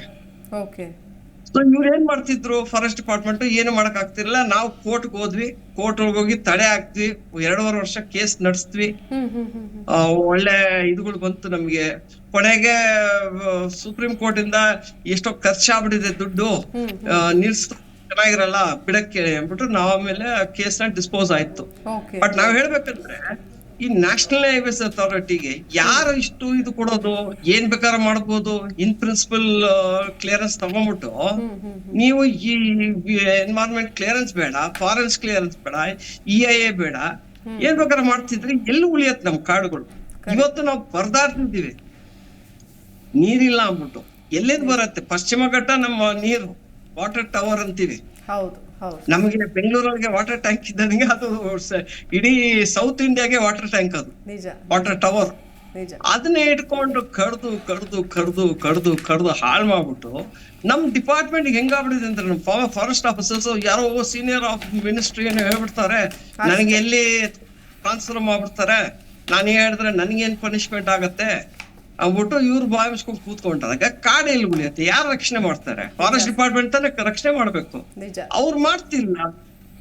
ಇನ್ನೊಂದ್ ಕಡೆ ನಾವ್ ಹೇಳ್ಬೇಕಂದ್ರೆ ನಮ್ ಸಿರ್ಸಿ ಕುಮಟಾ ರೋಡ್ ಅಗಲ ಮಾಡಕ್ ಹೋದ್ರು ರೋಡ್ನ 6 ಮೀಟರ್ ರೋಡ್ನ 14 ಮೀಟರ್ ಮಾಡಕ್ ಹೋದ್ರು ರೋಡ್. ಇದನ್ನ ಅಲ್ಲಿ ಹೋಗಿ ನಾವು ದಯವಿಟ್ಟು ಇಷ್ಟು ಕಡಿಬೇಕಾಗಿಲ್ಲ, ಯಾಕೆ ಚೆನ್ನಾಗಿರೋ ರೋಡ್ನ ಚೆನ್ನಾಗಿ ಮೇಂಟೈನ್ ಮಾಡಿ ಅಲ್ಲಿ ಲೋಕಲ್ ಜನಕ್ಕೆ ನೀವು ದಯವಿಟ್ಟು ಅವ್ರಿಗೆ ಒಂದು ಎಜುಕೇಶನಲ್ ಇದಕ್ಕೆ ಒಳ್ಳೆ ಸ್ಕೂಲ್ಸ್ ಕೊಡಿ, ಕಾಲೇಜಸ್ ಕೊಡಿ, ಮೆಡಿಕಲ್ ಫೆಸಿಲಿಟೀಸ್ ಕೊಡಿ, ಹಾಸ್ಪಿಟಲ್ ಕೊಡಿ, ಬಸ್ಗಳು ಕೊಡಿ, ರೂಟ್ ಓಡಾಡ್ಲಿ, ಟ್ರಾನ್ಸ್ಪೋರ್ಟ್ ಕೊಡಿ ಅಂದ್ರೆ ಅಷ್ಟು ಮಾಡಕ್ ಹೋದ್ರೆ ಇವ್ರ ಊರ್ ಜನ ಎಲ್ಲ ಸೇರ್ಕೊಂಡು ಇದು ನೋಡಿ ಇದು ನಮ್ಮ ಪಕ್ಷ, ಇದು ನಮ್ಮ ಸರ್ಕಾರ, ನಾವ್ ಏನು ಮಾಡಕ್ ಆಗಲ್ಲ ಅಂತಾರೆ ಜನನೇ. ಸೊ ಒಂದ್ ಕಡೆ ನಿಜ. ಸರ್ಕಾರನೇ ಈ ತರ, ಇನ್ನೊಂದ್ ಕಡೆ ಜನ ಆ ತರ ಇದ್ರೆ ಪರಿಸರ ಎಲ್ಲಿ ಉಳಿಯತ್ತೆ? ನಿಜ. ಇವತ್ತು ನಾನು ನನ್ನ ಸರ್ಕಾರ ನನ್ನ ಪಾರ್ಟಿ ಕೂತ್ಕೊಂಡ್ರೆ ಕಾಡು ಹೋಗ್ತಾ ಇದ್ರೆ ಇಲ್ಲಿ ಯಾರಿಗ್ ಬರುತ್ತೆ ನೀರು? ಕರೆಕ್ಟ್. ಎಲ್ಲ ಹೇಳೋದ್ ಗೊತ್ತಾ, ನಾವು ಸ್ವಾರ್ಥ ನಮ್ ಜನ ಇದೀವಲ್ಲ, ಎಷ್ಟು ಮಟ್ಟಕ್ಕಿದೀವಿ ಅಂದ್ರೆ ನಮ್ದು ಏನಾಯ್ತು, ನನ್ ಕೆಲ್ಸ ಏನಾಯ್ತು, ನನ್ ಮನೆ ಆಯ್ತು ಅಷ್ಟೇ ಆಗ್ಬಿಡ್ತೀವಿ. ಈಗ ಹೇಗೆ ಎಲ್ಲರಿಗೂ ಗುರಿಯಕ್ ಬಂದಿದೆ, ಈಗ ನೀರಿಲ್ಲ ಅಂದ್ಬಿಟ್ಟು ನಿಜ. ಈಗಾದ್ರೂ ಎದ್ದು ಬರ್ತಾರ? ಈಗ ಮಳೆ ಬಂದ್ಬಿಡ್ಲಿ 2 ದಿವಸ ಎಲ್ರು ಹೇಳ್ತಾರೆ ಮಳೆ ಬಂದ ಇವ್ರು ಮರ್ಸ್ಬಿಡ್ತಾರೆ ಅಂದ್ಬಿಟ್ಟು. ಹೌದು. ಇವ್ರಿಗೆ ಅರ್ಥ ಆಗ್ಬೇಕು, ಈಗ ತಾನೇ ಇದು ಶುರು ಆಗಿದೆ. ಯಾವ್ದು ನಮ್ಮ extreme climate events, global warming ಈಗ ಒಂದು 10% ಆಗಿದೆ, ಹೌದು. ಇನ್ನ 90% ಇದೆ. ಅಷ್ಟ್ ತನಕ ಏನಾಗತ್ತೆ ಅಂತ ಇವ್ರಿಗೆ ಗೊತ್ತಾಗಲ್ಲ. ಇವ್ರಿಗೆ ಈಗಾದ್ರೂ ಎದ್ರೆ ಒಂದು 2% ಕಾಡಾದ್ರೂ ಉಳಿಸ್ಕೋಬಹುದು. ನಿಜ ಸರ್. ಇನ್ನೊಂದ್ ಬೇಜಾರ್ ವಿಷಯ ಹೇಳ್ಬೇಕಂದ್ರೆ ಈ ತರ ಪರಿಸ್ಥಿತಿಯೊಳಗೆ ಎಲ್ಲ ಇದ್ದೀವಿ, ಜನ ಬರ್ತಾ ಇರ್ತಿದ್ದಾರೆ, ವನ್ಯಜೀವಿ ಬರ್ತಾ ಇರ್ತಿದ್ದೆ, ನೇಚರ್ ಅಂತೂ ಡಿಸ್ಟ್ರಾಯ್ ಆಗ್ತಿದೆ. ಈಗಲೂ ನಮ್ಮ MP ಗಳು, ಮಿನಿಸ್ಟರ್ಗಳು ಮಾತಾಡೋದು, ಯೂನಿಯನ್ ಮಿನಿಸ್ಟರ್ಗಳು, ನಾವು ಈ ರೋಡ್ ಹಾಕ್ಬಿಡ್ತೀವಿ, ಥ್ರೂ ದ ಇದು 4 ವೇ ಮಾಡ್ತೀವಿ, 8 ಲೇನ್ ಮಾಡ್ತೀವಿ, ರೋಪ್ ವೇ ಮಾಡ್ತೀವಿ ಅಂದ್ಬಿಟ್ಟು ದಿಮಾಗಾಗಿ ಮಾತಾಡ್ತಾರೆ. ಇವ್ರಿಗೆಲ್ಲ ಒಂದ್ ಮಾನ ಮರ್ಯಾದೆ ಇಲ್ವಾ? ಇವ್ರಿಗೇನು ಕಾಮನ್ ಸೆನ್ಸ್ ಇಲ್ವಾ? ಜನ ಸಾಯ್ಬೇಕಾದ್ರೆ ಜನ ಜೊತೆ ಇದ್ಬಿಟ್ಟು ಇಲ್ಲ ಹಿಂಗ್ ಆಗ್ಬಿಟ್ಟಿದೆ, ಮುಂದೆ ಆಗ್ಬಾರ್ದು, ಕಾಡನ್ನ ತಿರ್ಗಾ ನಾವು ಉಳಿಸ್ಕೋಬೇಕು ಅಂದ್ಬಿಟ್ಟು ಬಂದ್ ಮಾತಾಡೋದ್ ಬಿಟ್ಬಿಟ್ಟು ಇವ್ರು ನಾನು ಇಷ್ಟು ದುಡ್ಡು ಕೊಡ್ತೀನಿ ಸರ್. ಈಗ ಅವ್ರಿಗೆ ಎಲ್ಲರಿಗೂ ಟಿಕೆಟ್ ಚಿಂತೆ ಜೊತೆಗೆ ಇಲಾಖೆ ಬೇಕು ಅಂತಂದಾಗ ಇಲಾಖೆನ ಯಾರು ಬೇಡ ಅನ್ನಲ್ಲ, ಇರ್ಲಿ ಬಿಡಿ ಅನ್ನುವಂಥ ನಿಟ್ಟಿನಲ್ಲಿ ಇರ್ತಾರೆ ಹೊರತು ಅದ್ರ ಬಗ್ಗೆ ಎಷ್ಟು ತಿಳ್ಕೊಂಡಿದ್ದಾರೆ ಏನು ಎತ್ತ ಅದ್ರ ಬಗ್ಗೆ ಯಾರು ಮಾತಾಡೋರು ಇರಲ್ಲ. ಮಾತಾಡ್ತೀನಿ ಸರ್, ಲೈನಲ್ಲಿರಿ. ಎಸ್ ಕಿರಣ್ ಅವ್ರೆ, ನೋಡಿ ಪ್ರತಿ ವರ್ಷ ಸುಮಾರು 13 ಮಿಲಿಯನ್ ಹೆಕ್ಟೇರ್ ಅಂದ್ರೆ 32 ಮಿಲಿಯನ್ ಹೆಕ್ಟೇರ್ ಕಾಡು ನಾಶ ಆಗ್ತಾ ಇದೆ. ಈಗ ಒಂದು ಅಂದಾಜಿನ ಪ್ರಕಾರ ಅರ್ಥ ಆಗಂಗೆ ಹೇಳ್ಬೇಕು ಅಂತಂದ್ರೆ, ಒಂದು ಇಂಗ್ಲೆಂಡ್ ದೇಶ ಇದೆಯಲ್ಲ, ಆ ಇಂಗ್ಲೆಂಡ್ ದೇಶದಷ್ಟು ಕಾಡು ಪ್ರತಿ ವರ್ಷ ನಾಶ ಆಗ್ತಾ ಇದೆ, ಕಡಿತಾ ಇದ್ದಾರೆ. ಸೊ ಇದರಿಂದ ಸಸ್ಯ ಪ್ರಭೇದ ಆಗಿರ್ಬೋದು, ಪ್ರಾಣಿ ಪ್ರಭೇದ ಆಗಿರ್ಬೋದು, ಇವರೆಲ್ಲರೂ ಕೂಡ ಒಂದು ರೀತಿಯಾಗಿ ಅನಾಥ ಭಾವ ಆಗ್ತಾ ಇದೆ. ಇವೆಲ್ಲವೂ ಕೂಡ ನಾಡಿಗೆ ಬರ್ತಾ ಇರೋದಕ್ಕೆ ಇದೇ ಕಾರಣ. ಮಾನವ ಪ್ರಾಣಿ ಸಂಘರ್ಷ, ಕಾಡು ಪ್ರಾಣಿಗಳ ಸಂಘರ್ಷ ಉದ್ಭವ ಆಗೋದಕ್ಕೆ ಯಾರು ಕಾರಣ? ಒನ್ಸ್ ಅಗೇನ್ ಮಾನವರೇ ಕಾರಣ ಅನ್ನೋದು. ಸೊ ಇಲ್ಲಿ ನಾವು ಚಿರತೆ ಬಂದಾಗ ಹಿಡೀರಿ ಹೊಡಿರಿ ಅಂತೀವಿ, ಹುಲಿ ಬಂದಾಗ ಅಯ್ಯೋ ಪ್ರಾಣಿ ತಿಂದ್ಬಿಡ್ತು, ಕರುನ್ ತಿಂದ್ಬಿಡ್ತು, ಹಸು ತಿಂದ್ಬಿಡ್ತು, ಅವನಿಗೇನು ಆಧಾರ ಅಂತೀವಿ. ಬಟ್ ಆ ಪ್ರಾಣಿಗಳ ಬಗ್ಗೆ, ಕಾಡಿನ ಬಗ್ಗೆ ಎಷ್ಟು ಜಾಗೃತಿ ಪ್ರೋಗ್ರಾಮ್ಗಳನ್ನು ಮಾಡಿದ್ರು ಸಾಲದು, ಎಕ್ಸಿಕ್ಯೂಷನ್ ಅಂತ ಬಂದಾಗ ಎಷ್ಟಾಗುತ್ತೆ ಅನ್ನೋದು, ಅದಕ್ಕೇನು ಹೇಳ್ತೀವಿ ಮೇಡಮ್? ಇದೇ ವಿಷಯವಾಗಿ ನಾವು 2018-19 ಸಾಲಿನಲ್ಲಿ ಬಂಡೀಪುರದ 10,000 ಅರಣ್ಯ ಪ್ರದೇಶಗಳು ಕಾಡ್ಗಿಚ್ಚಿಗೆ ನಾಶ ಆಗಿ ಅರಣ್ಯ ಹತ್ತಿ ಉರಿತಾ ಇರುತ್ತೆ. ನಿಜ. ಅದೇ ಸಂದರ್ಭದಲ್ಲಿ ಬೆಂಗಳೂರು ನಗರದಲ್ಲಿ ಒಂದು ಏರ್ ಶೋ ನಡೀತಾ ಇರುತ್ತೆ, ನೀವು ನೋಡಿರ್ತೀರ. ಆ ಏರ್ ಶೋನಲ್ಲಿ ಸುಮಾರು 200ಕ್ಕೂ ಹೆಚ್ಚು ಕಾರುಗಳಿಗೆ ಬೆಂಕಿ ಹತ್ಕೊಳ್ಳುತ್ತೆ. ನಿಜ. ಇಮಿಡಿಯೇಟಾಗಿ ಸರ್ಕಾರ ಏನಂತ ಅನೌನ್ಸ್ ಮಾಡುತ್ತೆ, ಇಲ್ಲಿ 10 ಉರಿದಂಥ ಕಾರುಗಳಿಗೆ ನಾವು ಇನ್ಶೂರೆನ್ಸ್ ಕೊಡ್ತೀವಿ. ಇಲ್ಲಿ 10,000 ಎಕರೆಗೆ 10,000 ಎಕರೆ ಅರಣ್ಯ ಪ್ರದೇಶ ನಾಶ ಆಗಿದೆ, ಅದಕ್ಕೆ ಯಾರು ಇನ್ಶೂರೆನ್ಸ್ ಕೊಟ್ಟರು? ಅಲ್ಲಿ ಸತ್ತಂತಹ ವನ್ಯಜೀವಿಗಳೆಷ್ಟು, ಮೈಕ್ರೋ ಆರ್ಗಾನಿಸಮ್ಸ್ಗಳೆಷ್ಟು, ಅಲ್ಲಾದಂಥ ಸಾವು ನೋವುಗಳೆಷ್ಟು, ಅದ್ರ ಬಗ್ಗೆ ಮನುಷ್ಯ ಕಾಳಜಿ ವಹಿಸ್ಲಿಲ್ಲ. ಇಲ್ಲಿ ಏರ್ ಶೋನಲ್ಲಿ 200 ಕಾರುಗಳಿಗೆ ಬೆಂಕಿ ಹತ್ಕೊಂಡಿತ್ತು ಅಂದಿದ ತಕ್ಷಣ ಅಯ್ಯೋ ನನ್ನ ಕಾರು, ಅಯ್ಯೋ ನನ್ನ ಕಾರು, ಅಯ್ಯೋ ನನ್ನ ಕಾರು. ಯಾರನ್ನ ಪರಿತಪಿಸಿದ್ರು ಅರಣ್ಯ ಭೂಮಿಯ ನಾಶ ಆಯಿತು ಅಂದಾಗ. ಇವತ್ತು ಅರಣ್ಯ ಪ್ರದೇಶಕ್ಕೆ ಅದೇ ಪರಿತಪಿಸ್ಬೋದ್ವು ಮೇಡಮ್. ಇನ್ನೊಂದು ಹೇಳ್ತೀನಿ ತಿಳ್ಕೊಳ್ಳಿ, ನಾವು ಇವಾಗ ಒಂದು 30-40 ವರ್ಷದಿಂದ ನಾವು ಹೇಳ್ತೀನಿ ತಿಳ್ಕೊಳ್ಳಿ, ಇವತ್ತು ಅರಣ್ಯ ಪ್ರದೇಶಗಳು ಉಳ್ಕೊಂಡಿರೋದು ಆದಿವಾಸಿಗಳಿಂದ. ಆದಿವಾಸಿಗಳನ್ನು ಏನಕ್ಕೋಸ್ಕರ ಕಾಡಿಂದ ಹೊರಗಾಕಿದ್ರು? ಇವರು ಮಾಡುವಂಥ ಅನ್ಯಾಯಗಳು, ಇದರ ಚಟುವಟಿಕೆಗಳನ್ನು ಎಲ್ಲಿ ಇವರು ನಮ್ಮ ಆದಿವಾಸಿಗಳು ತಡೆ ಹಿಡಿದ್ಬಿಡ್ತಾರೆ, ಎಲ್ಲಿ ಇವ್ರ ಬಗ್ಗೆ ಧ್ವನಿ ಎತ್ತು ಬಿಡ್ತಾರೆ. ಇಲ್ಲಿ ಇವ್ರು ಮಾಡ್ತಾ ಇದ್ದಂಥ ಇಲ್ಲಿಗಲ್ ಇದ್ರ ಬಗ್ಗೆ ಯಾಕೆ ಇದಾಗುತ್ತೆ? ಅವರಲ್ಲೂ ಅವ್ರನ್ನ ಕರಪ್ಟ್ ಮಾಡಿದ್ರು, ದುಡ್ಡು ಕೊಟ್ಟು ಹಣ ಕೊಟ್ಟು ಇದು ಮಾಡಿ ಅವ್ರನ್ನ ಕೊಂದು ಇವ್ರನ್ನ ಕೊಂದು, ಅಲ್ಲಿ ಪ್ರಾಣಿಗಳ ಇದನ್ನು ಇದು ಮಾಡಿದ್ರು, ಹಾಗೆ ಮಾಡಿದ್ರು, ಹೀಗೆ ಮಾಡಿದ್ರು ಅಂತ ಅವ್ರ ಮೇಲೂ ದೂಷಣೆ ಮಾಡಿದ್ರು. ಇವತ್ತು ನಾನು ಹೇಳ್ತೀನಿ ತಿಳ್ಕೊಳ್ಳಿ, ಮಲೆ ಮಹದೇಶ್ವರನ ಬೆಟ್ಟದ ಸುತ್ತ ಇರ್ತಕ್ಕಂಥದ್ದು ಲಕ್ಷಾಂತರ ಆದಿವಾಸಿಗಳೇ. ಆ ಆದಿವಾಸಿಗಳಿಂದನೇ ಇವತ್ತು ಅರಣ್ಯ ಉಳ್ಕೊಂಡಿರೋದು. ಅವ್ರನ್ನ ಹೊರಗಡೆ ಹಾಕಿದ್ರು. ಬಂಡೀಪುರ, ನಮ್ಮ ನಾಗರಹೊಳೆ, ಕಬಿನಿ, ಈ ಅರಣ್ಯ ಪ್ರದೇಶಗಳಿಂದ ಆ ಆದಿವಾಸಿಗಳು ಹಿಂಗೋ ಕಾಡಿನಲ್ಲಿ ಜೀವನ ಮಾಡ್ಕೊಂಡು, ಕಾಡನ್ನ ಉಳಿಸ್ಕೊಂಡು, ಕಾಡನ್ನು ದೇವರು ಅಂತ ಪೂಜೆ ಮಾಡ್ತಿದ್ರು. ಇವತ್ತು ನಮಗೆ ಕಾಂತಾರ ಚಿತ್ರ ಒಂದು ಬೆಸ್ಟ್ ಎಕ್ಸಾಂಪಲ್, ಆದಿವಾಸಿಗಳು ಹೇಗೆ ತಮ್ಮ ಕಾಡನ್ನು ರಕ್ಷಣೆ ಮಾಡ್ಕೊಳ್ತಿದ್ರು ಅಂತ. ಆದ್ರೂ ಏನಾದರೂ ಇವರು ಎಂಕ್ರೋಚ್ಮೆಂಟ್ ಮಾಡಿಬಿಟ್ರು, ಅದು ಮಾಡಿಬಿಟ್ರು. ಮೇಡಮ್, ಎಲ್ಲಿ ಒಂದು ತಪ್ಪು ನಡೆಯುವಾಗ ಅಲ್ಲಿ ಒಬ್ಬ ವಿದ್ಯಾವಂತ ಹೋಗಿ ಇದು ತಪ್ಪು ಇದು ಸರಿ ಅನ್ನೋ ತಿಳುವಳಿಕೆ ಇರುತ್ತೆ. ಬಟ್ ಆದ್ರೆ ಇಲ್ಲಿ ವಿದ್ಯಾವಂತನೇ ಕರಪ್ಟ್ ಆದ್ರೆ ಅಥವಾ ಕುತಂತ್ರ ಕೆಲಸಗಳು. ಇವತ್ತು ನೋಡಿ, ನಮ್ಮ ವೆಸ್ಟರ್ನ್ ಘಾಟ್ಸ್ ನಾವು ಹೇಳ್ತೀವಿ, ನಮ್ಮ ಗಣಿಗಾರಿಕೆ ನಡೀತಿದ್ದಂಥ ಪ್ರದೇಶ ಕೆಮ್ಮಣ್ಗುಂಡಿ ಮತ್ತು ಕುದುರೆಮುಖ ಪ್ರದೇಶಗಳು ಏನಾದರೂ ನಮ್ಮ ಪರಿಸರ ಹೋರಾಟಗಾರರನ್ನ ಉಳಿಸ್ಕೊಳ್ಳದೆ ಹೋಗಿದ್ದಿದ್ರೆ ಬಹಳ ದೊಡ್ಡ ಹೊಡೆತ ಕರ್ನಾಟಕ ರಾಜ್ಯಕ್ಕೆ ಬೀಳ್ತಾ ಇತ್ತು. ಎಲ್ಲಿಂದ ಮಳೆ ತರ್ತೀರಾ?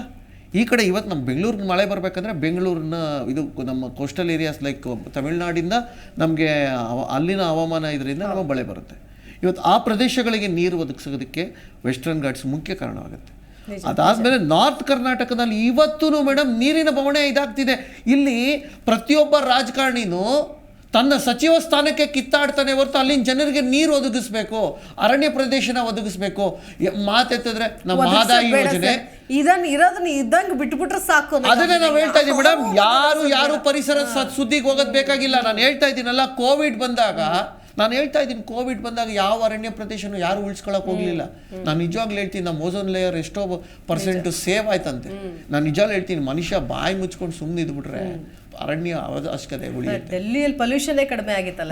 ಮಾತಾಡ್ತೀನಿ ಒಂದು ಸೆಕೆಂಡ್ ಸರ್, ಮಾತಾಡ್ತೀನಿ. ಎಸ್ ವೀಕ್ಷಕರೇ, ಕಾಡಿದ್ರೇನೆ ನಾಡು, ನಾಡಿದ್ರೇನೆ ನಾವೆಲ್ಲರೂ ಕೂಡ ಅನ್ನುವಂತಹ ಒಂದು ಬೇಸಿಕ್ ಅಂಶವನ್ನ ನಾವು ಮರಿತಾ ಇದ್ದೀವಿ. ಕೇವಲ ಇಂಥ ದಿನಗಳಲ್ಲಿ ನೆನಪು ಮಾಡ್ಕೊಳ್ಳೋದಲ್ಲ, ಅದನ್ನು ಪ್ರತಿನಿತ್ಯ ಜೀವನದಲ್ಲೂ ಕೂಡ ಅಳವಡಿಸಿಕೊಳ್ಬೇಕು ಅನ್ನೋದು ಚರ್ಚೆ ಮುಂದುವರಿಯುತ್ತೆ. ಮಾತಾಡ್ತಾ ಇದ್ವಿ, ಪರಿಸರದ ಬಗ್ಗೆ ಮಾತಾಡ್ತಾ ಇದ್ವಿ. ಸರ್ವೇ ಸಾಮಾನ್ಯವಾಗಿ ಒಂದು ಕಾಡು, ಒಂದು ಫಾರ್ಮ್ ಹೌಸ್ ಕಟ್ಬಿಟ್ಟು ಅಲ್ಲೊಂದು ರೆಸಾರ್ಟ್ ಮಾಡ್ಬಿಟ್ಟು ಅಥವಾ ಅಲ್ಲೊಂದು ಫಾರ್ಮ್ ಹೌಸ್ ಮಾಡ್ಬಿಟ್ಟು ಆರಾಮಾಗಿ ಹೋಗಿ ವೀಕೆಂಡಲ್ಲಿ ಹೋಗಿ ಮಜಾ ಮಾಡಿ ಒಂದಷ್ಟು ಕಾಡನ್ನು ನಾಶ ಮಾಡಿ ಬರೋರು ಬಹಳಷ್ಟು ಜನ ಇರ್ತಾರೆ. ಆದರೆ ನೈಸರ್ಗಿಕವಾಗಿ ಒಂದಷ್ಟು ಬಂಜರು ಭೂಮಿಯನ್ನು ಖರೀದಿ ಮಾಡಿ ಅದನ್ನು ನಾಡಾಗಿ ಕಾಡಾಗಿ ಪರಿವರ್ತಿಸೋರು ಕೂಡ ಇದ್ದಾರೆ. ಅಖಿಲೇಶ್ ಅವ್ರಿಗೆ ಬಹುಶಃ ಇದರ ಒಂದು ಪರಿಚಯ ಇದೆ ಅಂತ ಅನ್ಕೊಳ್ತೀನಿ. ಸರ್, ಈಗ ಎಷ್ಟೋ ಜನ ನೋಡಿ, ಫಾರ್ಮ್ ಹೌಸು ಅಥವಾ ಬೇರೆ ಬೇರೆ ರೆಸಾರ್ಟ್ಗಳು ಎಲ್ಲ ಇರೋದು ಎಲ್ಲಿ? ಜಂಗಲಲ್ಲಿ ಇರಬೇಕು, ಖುಷಿ ಆಗುತ್ತೆ ಒಂಥರ. ನಮ್ಮ ಕರ್ನಾಟಕ ಸರ್ಕಾರದಿಂದಲೂ ಕೂಡ ಒಂದಿದೆ ಜಂಗಲ್ ಲಾಡ್ಜಸ್ ಅಂತೇಳಿ. ಸೊ ಎಲ್ಲ ಕಾಡುಗಳು ಅಥವಾ ಇಂಥ ಪ್ರದೇಶಗಳಲ್ಲೇ ಇರೋದು, ಬಟ್ ಅಲ್ಪ ಸ್ವಲ್ಪ ಏನೋ ಒಂದು ಮೇಂಟೈನ್ ಮಾಡ್ಕೊಂಡು ಬಂದಿದ್ದಾರೆ. ಆದರೆ ಪ್ರೈವೇಟ್ ಸೆಕ್ಟರಲ್ಲಿ ಇರೋರು ಅತಿ ಹೆಚ್ಚು ಕಾಡನ್ನು ನಾಶ ಮಾಡ್ತಾ ಇದ್ದಾರೆ. ಇಲ್ಲಿ ಸಾಲದು ಅಂತ ಅಲ್ಲಿಯೂ ಹೋಗ್ಬಿಟ್ಟು ಪ್ರವಾಸಿಗರನ್ನ ಸೆಳಿಬೇಕು ಅಂತ ಕಾಡು ನಾಶ ಮಾಡ್ತಿದ್ದಾರೆ, ಅಲ್ಲಿನ ಪ್ರಾಣಿಗಳಿಗೆ ತೊಂದರೆ ಕೊಡ್ತಾ ಇದ್ದಾರೆ. ಸೊ ಹೀಗೆ ಇಂತಹ ಒಂದು ವಿಚಾರಕ್ಕೆ ಕಡಿವಾಣ ಹಾಕಬೇಕು, ಕಟ್ಟುನಿಟ್ಟಿನ ರೂಲ್ಸ್ಗಳನ್ನು ಕೂಡ ತರಬೇಕು ಅನ್ನೋದು. ಅದಕ್ಕೇನು ಹೇಳ್ತೀರಿ ಸರ್? ನೋಡಿ ಮೇಡಮ್, ಈಗ ನಮ್ಮ ಭಾರತ ದೇಶದಲ್ಲಿ ತಗೊಂಡ್ರೆ ಅಥವಾ ನಮ್ಮ ಕರ್ನಾಟಕಕ್ಕೆ ಸಂಬಂಧಪಟ್ಟಂಗೆ ತಗೊಂಡ್ರೆ, ನಮ್ಮಲ್ಲಿ ಪ್ರೊಟೆಕ್ಟೆಡ್ ಏರಿಯಾ ಅಂದ್ರೆ ಸಂರಕ್ಷಿತ ಅರಣ್ಯ ಪ್ರದೇಶ ಇರೋದೇ 4%. ಹೌದು. ಈ ಎಲ್ಲವನ್ನು ನಾವು ನಮ್ಮ ಅಭಿವೃದ್ಧಿಗಾಗಿ ನಾವು ಬಳಸ್ಕೊಂಡಿದೀವಿ. ನಿಜ. ಈ 4% ಆದ್ರೂ ಈ ವನ್ಯಜೀವಿ ಸಂರಕ್ಷಣೆಗಾಗಿ ಬಿಟ್ಟಿದ್ದ ಜಾಗನಾದ್ರೂ ಕೂಡ ಅದು ಮಾನವ ರಹಿತವಾಗಿದೆಯಾ ಕೇಳಿದ್ರೆ ಅದು ಇಲ್ಲ. ಕರೆಕ್ಟ್. ಸರ್ಕಾರಕ್ಕೆ ಪರಿಸರ ಪ್ರವಾಸೋದ್ಯಮದಿಂದ ದುಡ್ಡು ಬರಬೇಕು. ಹಾಗಂತ ಅಲ್ಲಿ ಪ್ರವಾಸೋದ್ಯಮಕ್ಕೆ ಒತ್ತು ಕೊಡ್ಲಿಕ್ಕೆ ಅಂತ ಹೇಳಿ ರಸ್ತೆಗಳನ್ನ ಮಾಡ್ಬೇಕು, ಮೂಲ ಸೌಕರ್ಯಗಳನ್ನ ಮಾಡ್ಬೇಕು, ಅವರಿಗೆ ವೆಹಿಕಲ್ ಗಳನ್ನ ಅರೇಂಜ್ ಮಾಡ್ಬೇಕು. ಈ ನಿಟ್ಟಿನಲ್ಲಿ ಮಾನವ ಕೇಂದ್ರಿತವಾಗಿ ಯೋಚನೆ ಮಾಡ್ತಾ ಈ 4% ಅನ್ನ 3% ಮಾಡದಂಗೆ, 3% ಅನ್ನ 2% ಮಾಡದಂಗೆ, ನಾಳೆ 0% ತರತಕ್ಕಂತ ಯೋಜನೆಗಳೇ ಇದಾವೆ ಹೊರತು ಈ 4% ಅನ್ನ 10% ಮಾಡಿದ್ರೆ ಇಡೀ ರಾಜ್ಯಕ್ಕೆ, ಇಡೀ ದೇಶಕ್ಕೆ ಇದು ಒಳಿತಾಗುತ್ತೆ ಅನ್ನೋ ಕಲ್ಪನೆಯನ್ನ ಯಾವ ಮಂತ್ರಿ ಮಹೋದಯರುಗಳಿಗೂ ಗೊತ್ತಿಲ್ಲ. ಈ IFS ಆಫೀಸರ್ಗಳು ಕೂಡ ಈ ನಿಟ್ಟಿನಲ್ಲಿ ಚಿಂತನೆ ಮಾಡ್ತಾ ಇಲ್ಲ. ಅದು ಬಹಳ ನಮ್ಗೆ ದುಃಖದಾಯಕ ಸಂಗತಿ. ಮೊಟ್ಟ ಮೊದಲನೇದಾಗಿ ಎಜುಕೇಟಿವ್ ಮಾಡ್ಬೇಕಾಗಿದ್ದು ಯಾರನ್ನ ಕೇಳಿದ್ರೆ ನಾವು ಪಾಲಿಸಿ ಮೇಕರ್ಸ್, ಏನ್ ಈ ಶಾಸನ ಸಭೆಗೆ ಹೋಗ್ತಾರಲ್ಲ, ಈ ಶಾಸಕರಿಗೆ ಒಂದ್ ದಿವಸ ಕೂರ್ಸ್ಕೊಂಡು ಬುದ್ಧಿ ಹೇಳ್ಬೇಕು. ಹಂಗಲ್ಲ ಮರಯ್ಯ, ಮಳೆ ಇದ್ರೆ ಮಳೆ ಬರ್ಬೇಕು ಅಂತಂದ್ರೆ ಕಾಡಿರ್ಬೇಕು, ಕಾಡು ಬೆಳಿಬೇಕು ಅಂತಂದ್ರೆ ವನ್ಯ ಪ್ರಾಣಿಗಳು ಬೇಕು. ಅವುಗಳ ನೆಲೆಯನ್ನ ನಾಶ ಮಾಡಬಾರದು, ಅವುಗಳ ಆವಾಸ ಸ್ಥಾನವನ್ನ ಈಗಿರೋಕ್ಕಿಂತ ಹೆಚ್ಚು ಚೆನ್ನಾಗಿ ನೋಡ್ಕೊಳ್ಬೇಕು, ಮಾನವ ರಹಿತವಾಗಿರ್ಬೇಕು. ಮತ್ತೆ ಈ ಪ್ರದೇಶವನ್ನ ಹೆಚ್ಚು ಮಾಡಿದ್ರೆ ಮಾತ್ರ ಎಲ್ಲರ ನೆಮ್ಮದಿ ಸಾಧ್ಯ. ಅಂದ್ರೆ ರಾಜಕಾರಣಿಗಳು, ಅಧಿಕಾರಿಗಳು ಮತ್ತು ಜನಸಾಮಾನ್ಯರಿಗೆ ಒಂದು ಜೀವನ ಭದ್ರತೆ, ಜಲ ಭದ್ರತೆ, ಆಹಾರ ಭದ್ರತೆ ಸಿಗಬೇಕು ಅಂತಂದ್ರೆ ಕಾಡುಗಳು ಇರಬೇಕು ಅನ್ನೋದನ್ನ ನಾವು ಮನವರಿಕೆ ಮಾಡುವಲ್ಲಿ ಸೋತಿದೀವಿ. ರಾಜಕಾರಣಿಗಳು ಮತ ಕೇಂದ್ರಿತವಾಗಿ, ಜನ ಕೇಂದ್ರಿತವಾಗಿ ಮಾತ್ರ ಯೋಚನೆ ಮಾಡ್ತಾರೆ. ಯಾಕೆಂದ್ರೆ ಒಂದು ಆನೆ ಬಂದು ಓಟ್ ಹಾಕಲ್ಲ, ಒಂದು ಹುಲಿ ಬಂದು ಓಟ್ ಹಾಕಲ್ಲ. ಅಲ್ಲ, ಓಟ್ ಹಾಕದಿದ್ರೆ ಅದು ಬೇರೆದೇ ಲೆಕ್ಕಾಚಾರ ಇರ್ತಾ ಇತ್ತು ಬಿಡಿ ಅಲ್ವಾ? ಅಲ್ಲ, ಅಟ್ಲೀಸ್ಟ್ ನಮ್ಮ ರಾಜ್ಯದಲ್ಲಿ ಒಂದಿಷ್ಟು ಹುಲಿಗಳಿದಾವೆ ಅಂತಿದ್ರೆ ಆ ಹುಲಿಗಳ ಪರವಾಗಿ ಒಂದಿಷ್ಟು ವೋಟಿಂಗ್ ರೈಟ್ಸ್, ಲಿಬರ್ಟಿ ಕೊಡ್ಬೇಕು. ನಾವು ಜೋಸೆಫ್ ಅವರು, ಕಿರಣ್ ಕುಮಾರ್ ಅಲ್ಲ, ನಮಗೆ ಅದ್ರದ್ದು ಪರವಾಗಿ ಓಟ್ ಹಾಕ್ಲಿಕ್ಕೆ ಒಂದು ಕೊಟ್ರೆ ಆಗ ಪರಿಸ್ಥಿತಿ ಸುಧಾರಿಸಬಹುದೇನೆ ಅಂತ ಅನ್ಸುತ್ತೆ. ನಿಜ ನಿಜ ನೋಡಿ, ಈ ರೆಸಾರ್ಟ್ ಬಗ್ಗೆ ಹೇಳಿದ್ರಿ ನೀವು. ನಾಗರಹೊಳೆಯಲ್ಲಿ ಅದ್ಯಾವುದೋ ಅಬಕಾರಿ ಇಲಾಖೆಯ ಡೈರೆಕ್ಟರ್ ಅಣ್ಣನ ತಮ್ಮನ ಒಂದೊಂದು ಅಕ್ರಮವಾಗಿ ಒಂದು ರೆಸಾರ್ಟ್ ಮಾಡ್ತಾ ಇದ್ದಾರೆ, KS ರೆಸಾರ್ಟ್ ಅಂತ. ಅದಕ್ಕೆ ಅರಣ್ಯ ಇಲಾಖೆ ಪರವಾನಗಿ ಕೊಟ್ಟಿದೆ. ಇಕೋ ಸೆನ್ಸಿಟಿವ್ ಝೋನ್ ಒಳಗೆ ಅದನ್ನ ನಿರ್ಮಾಣ ಮಾಡಹಂಗಿಲ್ಲ. ಇವರು ಅಧಿಕಾರವನ್ನ ದುರುಪಯೋಗ ಮಾಡ್ಕೊಂಡ್ಬಿಟ್ಟು ಅಲ್ಲಿ ರೆಸಾರ್ಟ್ ಮಾಡ್ತಾ ಇದಾರೆ. ಬಾವಲಿ ಅಂತ ವಿಲೇಜ್ ಹತ್ರ, ಅಲ್ಲಿ ನಾಗರಹೊಳೆಯಲ್ಲಿ, ಅಲ್ಲಿ ಸ್ಥಳೀಯರು ಗಲಾಟೆ ಮಾಡ್ತಾ ಇದಾರೆ. ಇವರು ತಮ್ಮ ಅಧಿಕಾರ ಬಲವನ್ನ ಉಪಯೋಗಿಸಿ ಅವ್ರನ್ನ ಹತ್ತಿಕ್ಕೆ ಹೊರಟಿದ್ದಾರೆ. ಅಂದ್ರೆ ಪ್ರವಾಸೋದ್ಯಮ, ಸುಪ್ರೀಂ ಕೋರ್ಟ್ ಆರ್ಡರ್ ಏನಿದೆ, ಹೇಳ್ತಾ ಇದ್ರು 6 to 6 PM ಅವರಿಗೆ ಅಲ್ಲಿ ಅವಕಾಶ ಇದೆ ಓಡಾಡ್ಲಿಕ್ಕೆ ಅದ್ರೊಳಗೆ.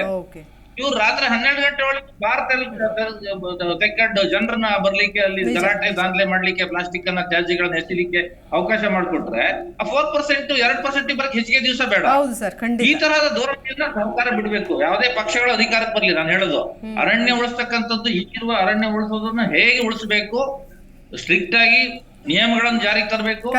ಆಮೇಲೆ ಇರುವ ಈ ಪ್ರದೇಶವನ್ನ ಹೆಚ್ಚು ಮಾಡ್ತಕ್ಕಂತ ನಿಟ್ಟಿನಲ್ಲಿ ಯೋಚನೆ ಮಾಡ್ಬೇಕು. ನಿಜ ನಿಜ, ಜನಪರವಾದ ಸರ್ಕಾರ ಆಗುತ್ತೆ. ಕರೆಕ್ಟ್ ಸರ್, ಕರೆಕ್ಟ್ ಮಾತಾಡ್ತೀನಿ ಸರ್. ಈಗ ಒಂದು ಕಡೆ ಮಳೆ ಬಗ್ಗೆ ನಾವು ಮಾತಾಡಿದ್ವಿ, ಅದ್ರ ಜೊತೆಗೆ ಈಗ ನೀರಾವರಿ ಅಂತಂದಾಗ ಎಷ್ಟೋ ಅಂದರೆ ಅರಣ್ಯ ಅನ್ನೋದು ನೈಸರ್ಗಿಕವಾಗಿ ಅನ್ನೋದು ನಾನು ಹೇಳಿದೆ ಈಗ ಆಲ್ರೆಡಿ. ಯಾಕಂದರೆ ಅಲ್ಲಿ ಪ್ರಾಣಿ ಪಕ್ಷಿಗಳು ತಿಂದಂತಹ ಹಣ್ಣಿನಿಂದ, ಅವು ಹಾಕುವಂಥ ಗೊಬ್ಬರದಿಂದ, ಅಲ್ಲಿರುವಂತಹ ಬೀಜಗಳಿಂದ ಹುಟ್ಟಿ ಬೆಳೆದಂತಹ ಒಂದು ನಾಡು ಅಂತ ಹೇಳ್ತೀವಿ. ಎಷ್ಟೋ ಒಂದು ಕಡೆ ಸರ್ಕಾರ ಕೂಡ ಇದನ್ನು ಕೃತಕವಾಗಿ ಕೂಡ ಮಾಡುವಂತಹ ಪ್ರಯತ್ನಗಳನ್ನು ಮಾಡಬಹುದು ಅಂತ, ಎಲ್ಲೆಲ್ಲಿ ನಾಶ ಆಗಿದೆಯೋ ಅಲ್ಲೆಲ್ಲ ಮಾಡಬಹುದು, ಆ ಪ್ರಯತ್ನಗಳನ್ನು ಕೂಡ ಮಾಡಬಹುದು ಅಂತ. ಎಸ್ಪೆಷಲಿ ಮಳೆ ನ್ಯಾಚುರಲ್ ಆಗಿ ರಿಸೋರ್ಸ್ ಬರುವಂತಹ ಕಡೆಗಳಲ್ಲಿ ಏನು ಹೇಳ್ತೀರಿ ಸರ್? ನಾನು ಆಗಾಗಲೇ ಹೇಳಿದಂಗೆ ಕರ್ನಾಟಕದ ವಿಸ್ತೀರ್ಣ 1,91,000 ಚದರ ಕಿಲೋಮೀಟರ್ ಇದೆ. ಇದರಲ್ಲಿ 179 ಉಭಯವಾಸಿಗಳು ಇಲ್ಲಿ ವಾಸವಾಗಿದ್ದಾರೆ. 524 ಹುಲಿಗಳು ಇಲ್ಲಿದೆ. ಆನೆಗಳ ರಾಜಧಾನಿ ಅಂತಾನೆ ಇದಕ್ಕೆ ಹೇಳ್ತಾರೆ. ಈ ನಮ್ಮ ಕರ್ನಾಟಕ ರಾಜ್ಯದಲ್ಲಿ ನೀರಾವರಿ ಯೋಜನೆಗಳು ಪ್ರಾರಂಭ ಆಗಿದ್ದಾಗ ಕಾಡುಗಳು ನಶಿಸ್ತಾ ಬಂತು. 1963ರಲ್ಲಿ ಲಾಲ್ ಬಹದ್ದೂರ್ ಶಾಸ್ತ್ರಿ ಅವರು, ಅಂದಿನ ಪ್ರಧಾನಮಂತ್ರಿ ಆಗಿದ್ದಂಥ ಲಾಲ್ ಬಹದ್ದೂರ್ ಶಾಸ್ತ್ರಿ ಅವರು ಕೃಷ್ಣ ಅಚ್ಚುಕಟ್ಟು ಪ್ರದೇಶ ಅಭಿವೃದ್ಧಿ ಪ್ರಾಧಿಕಾರ ಅಪ್ಪರ್ ಕೃಷ್ಣ ಪ್ರಾಜೆಕ್ಟ್ ಮಾಡಿದಾಗ 6,000 ಹಳ್ಳಿಗಳು ಅದರ ಮುಳುಗ್ತು. 1,500 ಚದರ ಕಿಲೋಮೀಟ್ರು ಮರಗಳು ಅಲ್ಲಿ ನಾಶವಾದಂಥ ಒಂದಿದೆ. ಆಮೇಲೆ ಕೃಷ್ಣರಾಜ ಜಲಾಶಯನ ವಿಶ್ವೇಶ್ವರಯ್ಯ ಮತ್ತು ಮೈಸೂರು ಮಹಾರಾಜ ಕಟ್ಟಿದಾಗ ಅಲ್ಲೂ 6,000 ಮರಗಳನ್ನು ಆವಾಗ ಕಡಿದ್ರು ಅಂತ ಒಂದು ಪದ್ಧತಿ ಇದೆ. ಮತ್ತು ನೀರಿನ ನಾಶ ಮತ್ತು ಉತ್ಪಾದನೆ ಮಾಡೋದಕ್ಕೆ ದೃಷ್ಟಿಯಿಂದನೇ ಡ್ಯಾಮ್ಗಳನ್ನು ಕಟ್ಟಿ ರೈತರಿಗೆ ಉಪಯೋಗ ಅಂತ ಮಾಡಿದ್ರು. ಅದು ಮರಗಳ ನಾಶ ಅಲ್ಲಿ ಸರ್ವೈವರ್ ಆಯಿತು. ಮತ್ತು ತುಂಗಭದ್ರಾ ನದಿ ಈಗ ಅಡ್ಡಲಾಗಿ ಶಿವಮೊಗ್ಗದಿಂದ ನೀರು ಅಲ್ಲಿಂದ ಬರ್ತದೆ. ಸಹ್ಯಾದ್ರಿ ಪರ್ವತ ಅಲ್ಲೇ ಇರೋದು. ಮತ್ತು ಭದ್ರಾ ಪ್ರಾಜೆಕ್ಟು ನಮ್ಮ ಶಿವಮೊಗ್ಗದಲ್ಲಿ ಮಾಡಿದ್ದಾರೆ. ಹೊಸಪೇಟೆಯಲ್ಲಿ ತುಂಗಾ ಮತ್ತು ಭದ್ರಾ ಪ್ರಾಜೆಕ್ಟನ್ನು 2 ಮಾಡಿದ್ದಾರೆ. ಅಲ್ಲಿ ಮರಗಳು ಸುಮಾರು ಸಹ್ಯಾದ್ರಿ ಪರ್ವತದಿಂದ ಹಿಡಿದು ಹೊಸಪೇಟೆ ತನಕ ಸುಮಾರು 7,000 ಮರಗಳನ್ನು ಆಗಿನ ಕಾಲ ಕಡಿದು ಮತ್ತು 6,000 ಹಳ್ಳಿಗಳು ಅದನ್ನು ಬೆಳೆಯಿದೆ ಅಂತ ಹೇಳ್ತಾರೆ. ನಿಜ ಸರ್, ನೋಡಿ ಎಷ್ಟೆಲ್ಲ ನೀವು ಅಂಕಿಅಂಶಗಳನ್ನು ಕೊಟ್ರಿ. ಬಟ್ ನಾವು ಮೇಕೆದಾಟು ಯೋಜನೆಗೆ ಹೋರಾಟ ಮಾಡ್ತಾ ಇದ್ದೀವಿ, ಮಹದಾಯಿಗೆ ಹೋರಾಟ ಮಾಡ್ತಾ ಇದ್ದೀವಿ, ಅನೇಕ ಪ್ರಾಜೆಕ್ಟ್ಗಳಿಗೋಸ್ಕರ ಹೋರಾಟ ಮಾಡ್ತಾ ಇದ್ದೀವಿ. ಅಟ್ ದ ಸೇಮ್ ಟೈಮ್ ಕಾಡು ಕೂಡ ನಾಶ ಆಗೋದಕ್ಕೇನೆ ನಮ್ಮ ಹೋರಾಟ ಅನ್ನೋದನ್ನು ನಾವು ಮರಿತಾ ಇದ್ದೀವಿ. ಜೋಸೆಫ್ ಹೂವರ್ ಸರ್, ಏನು ಹೇಳ್ತೀರಿ ಸರ್ ಇದಕ್ಕೆ? ಈಗ ಒಂದು ಕಡೆ ಡೆವಲಪ್ಮೆಂಟು ಬೇಕು, ಅಭಿವೃದ್ಧಿನೂ ಬೇಕು, ರೈತರಿಗೆ ನೀರು ಬೇಕು, ಡ್ಯಾಮ್ಗಳು ಅತ್ಯವಶ್ಯಕ. ಹಂಗಂತ ಕಾಡು ಕಡಿದೇನೆ ಡ್ಯಾಮ್ ಮಾಡಿ ಅಂತ ಹೇಳೋಕ್ಕೂ ಆಗಲ್ಲ. ಈ ಸಂಘರ್ಷವನ್ನ ಯಾವ ರೀತಿಯಾಗಿ ಸರ್ಕಾರ ಬಹಳ ಜಾಣ್ಮೆಯಿಂದ ನಿಭಾಯಿಸಬಹುದು ಅಂತ? ಅಲ್ಲ, ನಾವ್ ಹೇಳ್ಬೇಕಂದ್ರೆ ಅಭಿವೃದ್ಧಿ ಬೇಕೇ ಬೇಕು. ನಾವು ಡೆವಲಪ್ಡ್ ವರ್ಲ್ಡ್ ಆಗ್ಬೇಕು, ಸೂಪರ್ ಪವರ್ ಆಗ್ಬೇಕು, ಎಲ್ರಿಗೂ ಆಸೆನೆ. ಕರೆಕ್ಟ್. ಬಟ್ ನೀವು ಅರಣ್ಯ ನೀವು ಇಡೀ ಇಂಡಿಯಾ ತಗೊಂಡ್ರೆ 19% ಅರಣ್ಯ ಇರೋದು. ಅದ್ರೊಳಗೆ ನೀವು ಬಂದ್ರೆ ವನ್ಯಜೀವಿಗೆ ಬಂದ್ರೆ 3% ಇದೆ ಇಂಡಿಯಾ ಒಳಗೆ. ವನ್ಯಜೀವಿ ಕೊಟ್ಟಿರೋದೇ 3%. ಇದು wild life sanctuaries, national parks 3% ಇದೆ. ನೀವು ಕರ್ನಾಟಕಕ್ಕೆ ಬಂದ್ರೆ ಒಂದು 20%, 21% ಫಾರೆಸ್ಟ್ ಇದೆ. ಅದ್ರೊಳಗೆ ಒಂದು 5% ನಮ್ಮ ವನ್ಯಜೀವಿಗೆ ಜಾಗ ಕೊಟ್ಟಿದ್ದಾರೆ. ನಾವು ಅದನ್ನೂ ಎತ್ ಬಿಡ್ಬೇಕಾ? ಅದನ್ನು ಕಡ್ದ್ಬಿಟ್ಟು ನಾವು ಡೆವಲಪ್ಮೆಂಟ್ ಮಾಡ್ಬೇಕಾ? ಅದ್ ಇದ್ಬಿಟ್ಟು ಡೆವಲಪ್ಮೆಂಟ್ ಮಾಡಕ್ ಆಗಲ್ವಾ ನಮ್ಗೆ? ಮರನೇ ಕಡಿಬೇಕು, ಬೆಟ್ಟನೇ ಕಡಿಬೇಕು, ನಾಶ ಮಾಡ್ಬಿಟ್ಟೆ ನಾವು ಡೆವಲಪ್ಮೆಂಟ್ ಮಾಡ್ಬೇಕಾ? ನೀವ್ ಬೇರೆ ದೇಶಗಳಿಗೆ ಹೋಗಿ ಅವ್ರು ಫಸ್ಟ್ ನೋಡೋದು ಪರಿಸರ, ಅದಿಟ್ಟು ಆಮೇಲೆ ವಾಟ್ ಇಸ್ ನೆಕ್ಸ್ಟ್ ಡೆವಲಪ್ಮೆಂಟ್ ಅಂತಾರೆ. ನಮ್ಮವರು ಫಸ್ಟ್ ಲೆಕ್ಕಾಚಾರ ಹಾಕದೆ ಏನ್ ಕಡ್ದಾಕಣ, ಅದ್ರೊಳಗೆ ನಮ್ಗೆ ಏನ್ ಪ್ರಾಫಿಟ್ ಇದೆ, ಯಾವ ಪ್ರಾಜೆಕ್ಟ್ ತರೋಣ, ಆ ಪ್ರಾಜೆಕ್ಟ್ ಒಳಗೆ ನನ್ಗೆ ಎಷ್ಟು ಕಮಿಷನ್ ಇದೆ, ಇದೇ ಲೆಕ್ಕಾಚಾರ ಓಡುತ್ತೆ. ಏನ್ ಅದರಿಂದ ಎಷ್ಟು ಡ್ಯಾಮೇಜ್ ಆಗತ್ತೆ, ಎಷ್ಟು ಜನಕ್ಕೆ ತೊಂದರೆ ಆಗತ್ತೆ ಅದು ಯೋಚಿಸೋದಿಲ್ಲ ಅವ್ರು. ಸೊ ನಾವೀಗ ಹೇಳಬೇಕಂದ್ರೆ ಈಗ ಡೆವಲಪ್ಮೆಂಟ್ ಆಗ್ಬೇಕು, no doubt about it. But ಎಷ್ಟು ಮಟ್ಟಕ್ಕೆ ನಾವು ಡೆವಲಪ್ಮೆಂಟ್ ಮಾಡ್ಬೇಕು? ಈಗ ರೋಡ್ ಮಾಡ್ತಿದ್ದೀರಾ ಅಂತ ತಿಳ್ಕೊಳ್ಳಿ. ಈಗ ನಾನು ಒಂದು ಉದಾಹರಣೆ ಕೊಡ್ತೀನಿ. ಈಗ ಇದು ನಮ್ಮ ಸಿರ್ಸಿಕುಮಟ ರೋಡ್ ಹೇಳಿದೆ, ಅದು ಚೆನ್ನಾಗೇ ಇದ್ದಿದ್ ರೋಡು. ಅದನ್ನ ಚೆನ್ನಾಗಿ ಮೇಂಟೈನ್ ಮಾಡಿದ್ರೆ ಸಾಕು. ಅದನ್ನ ಹೋಗಿ 14 ಮೀಟರ್ ಮಾಡ್ತಾರೆ. ಯಾಕಂದ್ರೆ ಬಿಳಿಕೆರೆ ಪೋರ್ಟ್ ಇಂದ ಏನು ಕೋಲ್ ಬರುತ್ತೆ ಅದನ್ನ ತಂದು ನಮ್ಮ ಬೆಳ್ಳಾರಿಗೆ ತರಬೇಕು, ಹೊಸಪೇಟೆಗೆ ತರಬೇಕು. ಬೆಳ್ಳಾರಿ ಒಳಗೆ ನಮ್ದು ಏನು ಹೊಸಪೇಟೆ ಒಳಗೆ ಸ್ಟೀಲ್ ರೆಡಿ ಆಗುತ್ತೋ ಅದನ್ನ ತಗೊಂಡೋಗಿ ಬೇರೆ ಕಡೆ ಮಾರಾಟಕ್ಕೆ ಒಬ್ಬ ಒಂದು ಟೈಕೂನ್ಗೋಸ್ಕರ ಈ ರೋಡ್ಗಳು ಮಾಡ್ತಾ ಇದ್ದಿದ್ದು. ಇವ್ರು ಯಾರು ಜನಪರವಾಗಿ ಮಾಡ್ಲಿಲ್ಲ. ಜನಪರವಾಗಿ ಮಾಡಿದ್ರೆ ಎಲ್ಲ ಖುಷಿಯಾಗಿದ್ದಿರೋರು. ಇವ್ರು ರೋಡ್ ಅಗಲ ಮಾಡ್ತಿರೋದು ಯಾರಿಗೆ? ಸೊ ಒಬ್ಬರು ಡೆವಲಪ್ಮೆಂಟ್ಗೆ, not for the development of the city. ಅಲ್ಲಿ ಮಾಡ್ಕೊಡ್ಲಿ, ಹಾಸ್ಪಿಟಲ್ಗಳು ಕೊಡ್ಲಿ, ಸ್ಕೂಲ್ಸ್ ಕೊಡ್ಲಿ, ಟ್ರಾನ್ಸ್ಪೋರ್ಟ್ ಕೊಡ್ಲಿ, ಹ್ಯಾಮಿನಿಟೀಸ್ ಕೊಡ್ಲಿ, ಅದೆಲ್ಲ ಮಾಡೋದಿಲ್ಲ. ಸೊ ಇವರು ಏನ್ ಡೆವಲಪ್ಮೆಂಟ್? ಈ GDP ಅಂತ ಮಾತಾಡ್ತಾರೆ ಸರ್ಕಾರ. ಇವ್ರಿಗೇನು ಒಂದು ತಲೆ ಒಳಗೆ GDP ಏನು ಹುಳ ಇಟ್ಬಿಟ್ಟಿದ್ದಾರೆ ಯಾರೋ. ಪರಿಸರವನ್ನ ಮಾನದಂಡವಾಗಿ ಕೊಡ್ಬೇಕು. ಅವಾಗ ಬಹುಶಃ ಅಲ್ಲಿ ಏನಾದ್ರು ಒಂದ್ ಸ್ವಲ್ಪ ಬದಲಾವಣೆಗಳನ್ನು ಮಾಡ್ತಾರೇನೋ. ಉಳಿತಾಯ ತಲೆ ಒಳಗೆ ಏನಂದ್ರೆ ದುಡ್ಡು ಅವ್ರು ಏನ್ ತಗೊಂಡ್ಬಿಟ್ಟಿದ್ದಾರೆ ಹೊಸಪೇಟೆ ರಸ್ತೆ ಮೋರ್ ವ್ಯಾಲ್ಯೂಬಲ್ ಎಕಾಲಜಿ. ಫಾರೆಸ್ಟ್ ಗಿನ್ನ ದುಡ್ಡು ಬಹಳ ಇಂಪಾರ್ಟೆಂಟ್ ತಗೊಂಡ್ಬಿಟ್ಟಿದ್ದಾರೆ.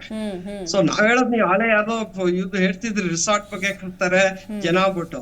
ಒಂದು ನಮ್ಮ ವ್ಯಕ್ತಿ ಯಾರೋ ನಮ್ಮ ಗ್ರೇಟ್ ಗೋಲ್ಡನ್ ಸ್ಟಾರ್ ಗಣೇಶ್, ಒಂದು ಸೆಲೆಬ್ರಿಟಿ, ಅವರು ಹೋಗಿ ಬಂದೀಪುರ ಒಳಗೆ ಒಂದು ಮನೆ ಕಟ್ತಿದ್ದಾರೆ. ಇವರೆಲ್ಲ ಮುಂದೆ ಬಂದ್ಬಿಟ್ಟು ನಾವ್ ಹಿಂಗೆಲ್ಲ ಮಾಡಬಾರ್ದಪ್ಪ, ಈ ಪರಿಸರನ ಉಳಿಸ್ಬೇಕಂತ ಇವ್ರುಗಳು ಮುಂದೆ ಬರ್ಬೇಕು, ಸೆಲೆಬ್ರಿಟೀಸ್. ಅವ್ರು ಬಿಟ್ರೆ ಇನ್ನೊಬ್ಬ ಸಂಜಯ್ ಗುಬ್ಬಿ ಅಂದ್ಬಿಟ್ಟು is a wild life biologist, conservation biologist ಅನ್ಕೋತಾರೆ.